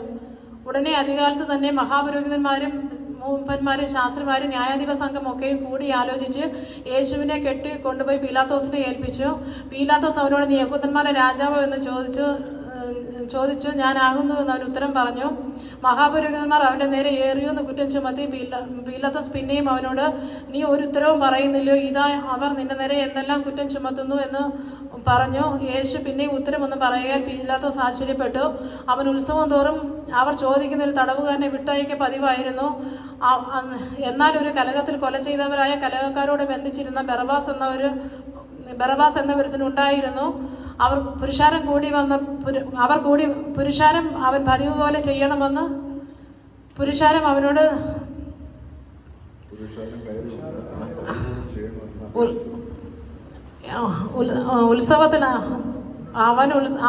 ഉത്സവത്തിൽ അവർ ഇച്ഛിക്കുന്ന ഒരു തടവുകാരനെ വിട്ടുകൊടുക്ക പതിവായിരുന്നു. എന്നാൽ ഒരു കലഹത്തിൽ കൊല ചെയ്തവരായ കലഹക്കാരോട് ബന്ധിച്ചിരുന്ന ബറബാസ് എന്ന പേരിൽ ഒരുത്തനുണ്ടായിരുന്നു. പുരുഷാരം കയറി വന്നവൻ പതിവ് പോലെ ചെയ്യണമെന്ന് അപേക്ഷിച്ചു തുടങ്ങി. പുരുഷാരം കയറി വന്നാൽ പതിവ് പോലെ ചെയ്യണമെന്ന് അപേക്ഷ തുടങ്ങി. മഹാപുരോഹിതന്മാർ അസൂയ കൊണ്ട് അവനെ ഏൽപ്പിച്ചു എന്ന് പീലാത്തോസ് അറിഞ്ഞതുകൊണ്ട് യഹൂദന്മാരെ രാജാവിനെ വിട്ടുതരണമെന്ന് നിങ്ങൾ ഇച്ഛിക്കുന്നുവോ എന്ന് ചോദിച്ചു. എന്നാൽ ബറബ്ബാസിനെ വിട്ടുതരേണ്ടതിന് ചോദിപ്പാൻ മഹാപുരോഹിതൻ പുരുഷാരത്തെ ഉത്സാഹിപ്പിച്ചുകൊണ്ടിരുന്നു. പീലാത്തോസ് പിന്നെയും അവരോട് എന്നാൽ യഹൂദന്മാരുടെ രാജാവെന്ന് നിങ്ങൾ പറയുന്നവന് ഞാൻ എന്ത് ചെയ്യണമെന്ന് ചോദിച്ചു. അവനെ ക്രൂശിക്കാൻ അവർ വീണ്ടും നിലവിളിച്ചു. പീലാത്തോസ് അവരോട് അവൻ എന്ത് ദോഷം ചെയ്തു എന്ന് പറഞ്ഞാറേ അവനെ ക്രൂശിക്കുക എന്നവർ അധികം നിലവിളിച്ച് പറഞ്ഞു. പീലാത്തോസ് പുരുഷാരത്തെ തൃപ്തി വരുത്തുവാൻ ഇച്ഛിച്ചു. ബറബ്ബാസിനെ അവർക്ക് വിട്ടുകൊടുത്തു. യേശുവിനെ ചമ്മട്ടി കൊണ്ട് അടുപ്പിച്ച് ക്രൂശിപ്പാൻ ഏൽപ്പിച്ചു. പടയാളികൾ അവനെ ആസ്ഥാനമായി മണ്ഡപത്തിനകത്ത് കൊണ്ടുപോയി പട്ടാളത്തെ എല്ലാം വിളിച്ചുകൂട്ടി അവനെ രക്താംബരം ധരിപ്പിച്ചു. മുള്ളുകൊണ്ടൊരു കിരീടം മടഞ്ഞ് അവനെ തലയിൽ ചൂടിച്ചു. യഹൂദന്മാരെ രാജാവേ ചെയ്യാ എന്ന് പറഞ്ഞ് വന്ദിച്ചു. അവനെ തുപ്പി യഹൂദന്മാരെ രാജാവെ ചെയ്യാ എന്ന് പറഞ്ഞ് അവനെ വന്ദിച്ചു. കോലുകൊണ്ട് അവനെ തലയിലടിച്ചു. അവനെ തുപ്പി മുട്ടുകുത്തി അവനെ നമസ്കരിച്ചു. അങ്ങനെ അവനെ പരിഹരിച്ച് തീർന്ന ശേഷം രക്താംബരം നീക്കി സ്വന്തം വസ്ത്രം ധരിപ്പിച്ച് അവനെ ക്രൂശിപ്പാൻ കൊണ്ടുപോയി. അലക്സാണ്ടറിന്റെ യൂഹോസിന്റെ അപ്പനായി വയലിൽ വന്ന ശീമോനെ അവനെ ക്രൂശി ചുമപ്പാൻ നിർബന്ധിച്ചു. തലയോട് അർത്ഥമുള്ള ഗോൽഗോത്ത എന്ന സ്ഥലത്തേക്ക് അവനെ കൊണ്ടുപോയി കണ്ടിവെണ്ണ കലർത്തിയ വീഞ്ഞ് അവന് കുടിപ്പാൻ കൊടുത്തു. അവനെ വാങ്ങിയില്ല. അവനെ ക്രൂശിച്ച ശേഷം അവന്റെ വസ്ത്രം ഇന്നവന് ഇന്നത് കിട്ടണമെന്ന് ചീട്ടിട്ട് പകുത്തെടുത്തു. 3 മണി നേരമായപ്പോൾ അവനെ ക്രൂശിച്ചു. യഹൂദന്മാരുടെ രാജാവ് എന്ന കുറ്റം എന്നിങ്ങനെ അവന്റെ കുറ്റം മീതെ എഴുതിയിരുന്നു. അവനോട് അവർ രണ്ട് കള്ളന്മാരെ ഒരുത്തനെ അപ്പുറത്തും ഒരുത്തനെ ഇപ്പുറത്തുമായി അവനോടുകൂടെ ക്രൂശിച്ചു. അധർമ്മികളുടെ കൂട്ടത്തിൽ എണ്ണി എന്ന തിരുവെഴുത്ത് നിവൃത്തിയായി. കടന്നു പോകുന്നവർ തലകുലുക്കി ഹാഗാ മന്ദിരം പൊളിച്ച് 3 നാൾ കൊണ്ട് പണിയുന്നവനെ നിന്നെ തന്നെ രക്ഷിക്കാൻ നീ ദൈവപുത്രനെ ക്രൂശിൽ ഇറങ്ങിവാ എന്ന് പറഞ്ഞ് ദൂഷിച്ചു. അങ്ങനെ തന്നെ മഹാപുരോഹിതന്മാരും മൂപ്പന്മാരും അവനെ പരിഹസിച്ച് ഇവൻ മറ്റുള്ളവരെ രക്ഷിച്ചു തന്നെത്താൻ രക്ഷിപ്പാൻ വഹിയ നാം കണ്ടു വിശ്വസിക്കേണ്ടതിന് ക്രിസ്തു വന്ന ഇസ്രായേൽ രാജാവ് ഇപ്പോൾ ക്രൂശിൽ നിന്ന് ഇറങ്ങി വരട്ടെ എന്ന് തമ്മിൽ പറഞ്ഞു. അങ്ങനെ തന്നെ അവനോടുകൂടെ ക്രൂശിക്കപ്പെട്ടവരും അവനെ പഴിച്ചു പറഞ്ഞു. 6 മണി നേരമായപ്പോൾ 9 മണി നേരത്തോളം ദേശത്തെല്ലാം ഇരുട്ടുണ്ടായി. 9 മണി നേരത്തെ യേശു എൻ്റെ ദൈവമേ നീ എന്നെ കൈവിട്ടത് എന്നർത്ഥമുള്ള എലോഹി ലമ്മ ശബക്താനി എന്ന് ഉറക്കെ വിളിച്ചു. അരികെ നിന്നവർ ചിലർ കേട്ടിട്ട് അവൻ ഏലിയാവെ വിളിക്കുന്നു എന്ന് പറഞ്ഞു. ഒരുത്തനോടി ഒരു സ്പോങ് എടുത്ത് പുളിച്ച വീഞ്ഞ് നിറച്ച് ഓടക്കോലിന്മേലാക്കി നിൽപ്പിന് ഏലിയാവ് അവനെ ഇറക്കാൻ വരുമോ എന്ന് കാണാമെന്ന് പറഞ്ഞു കുടിപ്പാൻ കൊടുത്തു. യേശു ഉറക്കെ നിലവിളിച്ച് പ്രാണനെ വിട്ടു. ഉടനെ മന്ദിരത്തിലെ തിരശ്ശീല മേൽതൊട്ടടിയോളം 2 ചിന്തിപ്പോയി. അവനെതിരെ നിന്ന ശതാധിപൻ അവനിങ്ങനെ പ്രാണനെ വിട്ടത് കണ്ടിട്ട് ഈ മനുഷ്യൻ ദൈവപുത്രനായിരുന്നു സത്യമെന്ന് പറഞ്ഞു. സ്ത്രീകളെ ദൂരത്തുനിന്ന് നോക്കിക്കൊണ്ടിരുന്നു. അവൽ മഗ്ദലക്കാരത്തി മറിയയും ചെറിയ യാക്കോബിന്റെ യോസയുടെ അമ്മ മറിയയും ശലോമയും ഉണ്ടായിരുന്നു. അവൻ ഗലീലയിൽ ഇരിക്കുമ്പോൾ അവർ അവനെ അനുഗമിച്ച് ശുശ്രൂഷിച്ചും പോന്നു. അവനോടുകൂടെ യെരുശലേമിലേക്ക് പോന്ന മറ്റു സ്ത്രീകളും ഉണ്ടായിരുന്നു. വൈകുന്നേരമായപ്പോൾ ശബത്തിന്റെ തലേനാളായ ഒരുക്കനാളാകൊണ്ട് ശ്രേഷ്ഠമന്ത്രിയും ദൈവരാജ്യത്തെ കാത്തിരുന്നവരുമായ അരിമത്തിയിലെ യോസെഫ് ധൈര്യത്തോടെ പീലാത്തോസിന്റെ അടുക്കൽ ചെന്ന് യേശുവിന്റെ ശരീരം ചോദിച്ചു. അവൻ മരിച്ചു കഴിഞ്ഞുവോ എന്ന് പീലാത്തോസ് ആശ്ചര്യപ്പെട്ട് ശതാധിപനെ വിളിച്ച് അവൻ മരിച്ചിട്ട് ഒട്ടു നേരമായി ഒന്ന് ശതാധിപനോട് വസ്തുത ചോദിച്ചറിഞ്ഞിട്ട് ഉടല് യോസെഫിന് നൽകി. അവനൊരു ശീല വാങ്ങി അവനെ ഇറക്കി ശീലയിൽ ചുറ്റിപ്പൊതിഞ്ഞ് പാറയിൽ വെട്ടിയിട്ടുള്ള കല്ലറയിൽ വെച്ചു. കല്ലറവാതിൽ ഒരു കല്ല് ഉരുട്ടി വെച്ചു. അവനെ വെച്ച ഇടം മഗ്ദലക്കാരത്തി മറിയും യോസയുടെ അമ്മ മറിയും നോക്കി കണ്ടു. ശബത്ത് കഴിഞ്ഞ ശേഷം മഗ്ദലക്കാരത്തി മറിയയും യാക്കോബിന്റെ അമ്മ മറിയയും ശലോമയും ചെന്ന് അവനെ പൂശേണ്ടതിന് സുഗന്ധവർഗ്ഗം വാങ്ങി. ആഴ്ചവട്ടത്തിന്റെ 1-ാം നാൾ അധികാലത്ത് സൂര്യൻ ഉദിച്ചപ്പോൾ അവർ കല്ലറയ്ക്കൽ ചെന്നു. കല്ലറയിൽ നിന്ന് നമുക്ക് വേണ്ടി ആർ കല്ലുരുട്ടി കളയുമെന്നവർ തമ്മിൽ പറഞ്ഞു. അവർ നോക്കിയാറെ കല്ലുരുട്ടി കളഞ്ഞതായി കണ്ടു. അത് ഏറ്റവും വലുതായിരുന്നു. അവർ കല്ലറയ്ക്കകത്ത് കടന്നപ്പോൾ വെള്ള നിലയെങ്കി വലിച്ചൊരു ബാലിക്കാരൻ വലത്തുഭാഗത്തിരിക്കുന്നത് കണ്ട് ഭ്രമിച്ചു. അവൻ അവരോട് ഭ്രമിക്കേണ്ട, ക്രൂശിക്കപ്പെട്ട യേശുവിനെ നിങ്ങൾ അന്വേഷിക്കുന്നു. അവൻ ഉയർത്തെഴുന്നേറ്റു, അവൻ ഇവിടെ ഇല്ല. അവനെ വെച്ച സ്ഥലം ഇതാ. നിങ്ങൾ പോയി അവന്റെ ശിഷ്യന്മാരോടും പത്രോസിനോടും അവൻ നിങ്ങൾക്ക് മുമ്പേ ഗലീലയ്ക്ക് പോകുന്നു എന്ന് പറവൻ. അവൻ നിങ്ങളോട് പറഞ്ഞതുപോലെ അവിടെ അവനെ കാണുമെന്ന് പറവീനെന്ന് പറഞ്ഞു. അവർക്ക് വിറയലും ഭ്രമവും പിടിച്ച് കല്ലറ വിട്ട് ഓടിപ്പോയി. അവർ ഭയപ്പെടുകയാൽ ആരോടും ഒന്നും പറഞ്ഞതുമില്ല. അവൻ ആഴ്ചവട്ടത്തിന്റെ 1-ാം നാൾ രാവിലെ ഉയർത്തെഴുന്നതിന്റെ ശേഷം താൻ 7 ഭൂതങ്ങളെ പുറത്താക്കിയ മഗ്ദലക്കാരി മറിയയ്ക്ക് ആദ്യം പ്രത്യക്ഷനായി. അവൾ ചെന്ന് അവനോടുകൂടെ ഇരുന്നവരായി ദുഃഖിച്ചും കരഞ്ഞുകൊണ്ടിരിക്കുന്നവരോട് അറിയിച്ചു. അവൻ ജീവനോടിരിക്കുന്നുവെന്നും അവൾ അവനെ കണ്ടു എന്ന് അവർ കേട്ടപ്പോൾ വിശ്വസിച്ചില്ല. പിന്നെ അവർ 2 പേർ നാട്ടിൽ പോകുമ്പോൾ അവൻ മറ്റൊരു രൂപത്തിൽ അവർക്ക് പ്രത്യക്ഷനായി. അവർ പോയി ശേഷമുള്ളവരോട് അറിയിച്ച് അവരുടെ വാക്കും അവർ വിശ്വസിച്ചില്ല. പിന്നത്തേതിൽ 11 പേർ ഒരുമിച്ച് ഭക്ഷണത്തിന് ഇരിക്കുമ്പോൾ അവൻ അവർക്ക് പ്രത്യക്ഷനായി. തന്നെ ഉയർത്തെഴുന്നേറ്റവനായി കണ്ടവരുടെ വാക്ക് വിശ്വസിക്കായികയാൽ അവരുടെ അവിശ്വാസത്തെയും ഹൃദയകാഠിന്യത്തെയും ശാസിച്ചു. പിന്നെ അവരോട് നിങ്ങൾ ഭൂലോകത്തിലൊക്കെയും പോയി സകല സൃഷ്ടിയോടും സുവിശേഷം പ്രസംഗിപ്പിൻ. വിശ്വസിക്കുകയും സ്നാനമേൽക്കുകയും ചെയ്യുന്നവൻ രക്ഷിക്കപ്പെടും, വിശ്വസിക്കാത്തവൻ ശിക്ഷാവിധിയിൽ അകപ്പെടും. വിശ്വസിക്കുന്നവരാൽ ഈ അടയാളങ്ങൾ നടക്കും. എൻ്റെ നാമത്തിലുള്ള ഭൂതങ്ങളെ പുറത്താക്കും, പൊതുഭാഷയിൽ സംസാരിക്കും, സർപ്പങ്ങളെ പിടിച്ചടക്കും. മരണകരമായി യാതൊന്ന് കുടിച്ചാൽ അവർക്ക് ഹാനി വരികയില്ല. രോഗികളുടെ മേൽ കൈവച്ചാൽ അവർക്ക് സൗഖ്യം വരുമെന്ന് പറഞ്ഞു. ഇങ്ങനെ കർത്താവായ യേശു അവരോട് അരുളി ചെയ്ത ശേഷം സ്വർഗത്തിലേക്ക് എടുക്കപ്പെട്ട് ദൈവത്തിൻ്റെ വലത്തുഭാഗത്തിരുന്നു. അവർ പുറപ്പെട്ട് എല്ലായിടത്തും പ്രസംഗിച്ചു. കർത്താവ് അവരോടുകൂടെ പ്രവർത്തിച്ചും അവരാൽ നടന്ന അടയാളങ്ങളാൽ വചനത്തെ ഉറപ്പിച്ചും പോന്നു. ദൈവത്തിൻ്റെ പരിശുദ്ധ നാമം വാഴ്ത്തപ്പെടുമാറാകട്ടെ. 150 സങ്കീർത്തനങ്ങൾ കാണാതെ പറയുകയും കഴിഞ്ഞ ദിവസം മത്തായി സുവിശേഷത്തിൽ നിന്ന് 28 അധ്യായങ്ങളും കാണാതെ പറയുകയും ചെയ്ത ശേഷം മർക്കോസ് സുവിശേഷം ഇന്ന് വിജയകരമായി കാണാതെ പറഞ്ഞിരിക്കുകയാണ്. പ്രിയ സഹോദരി ജെസി റോയിയെ ദൈവം ധാരാളമായിട്ട് അനുഗ്രഹിക്കട്ടെ, അവരെ കുടുംബമായി ദൈവം സഹായിക്കട്ടെ. തുടർന്ന് ലൂക്കോസ് സുവിശേഷം യോഹന്നാൻ്റെ സുവിശേഷവും നമുക്ക് കാണാതെ പറയുന്നത് കേൾക്കുവാൻ കഴിയും. അതിനായിട്ട് ദൈവം അവരെ ഒരുക്കട്ടെ എന്ന് പ്രാർത്ഥിച്ചുകൊണ്ടും നിങ്ങളെല്ലാവരും ഇനിയും ധാരാളം പ്രോത്സാഹനം നൽകണം, നിങ്ങൾക്കിത് പ്രചോദനമായി തീരട്ടെ എന്ന് പ്രാർത്ഥിച്ചുകൊണ്ട് വാക്കുകൾ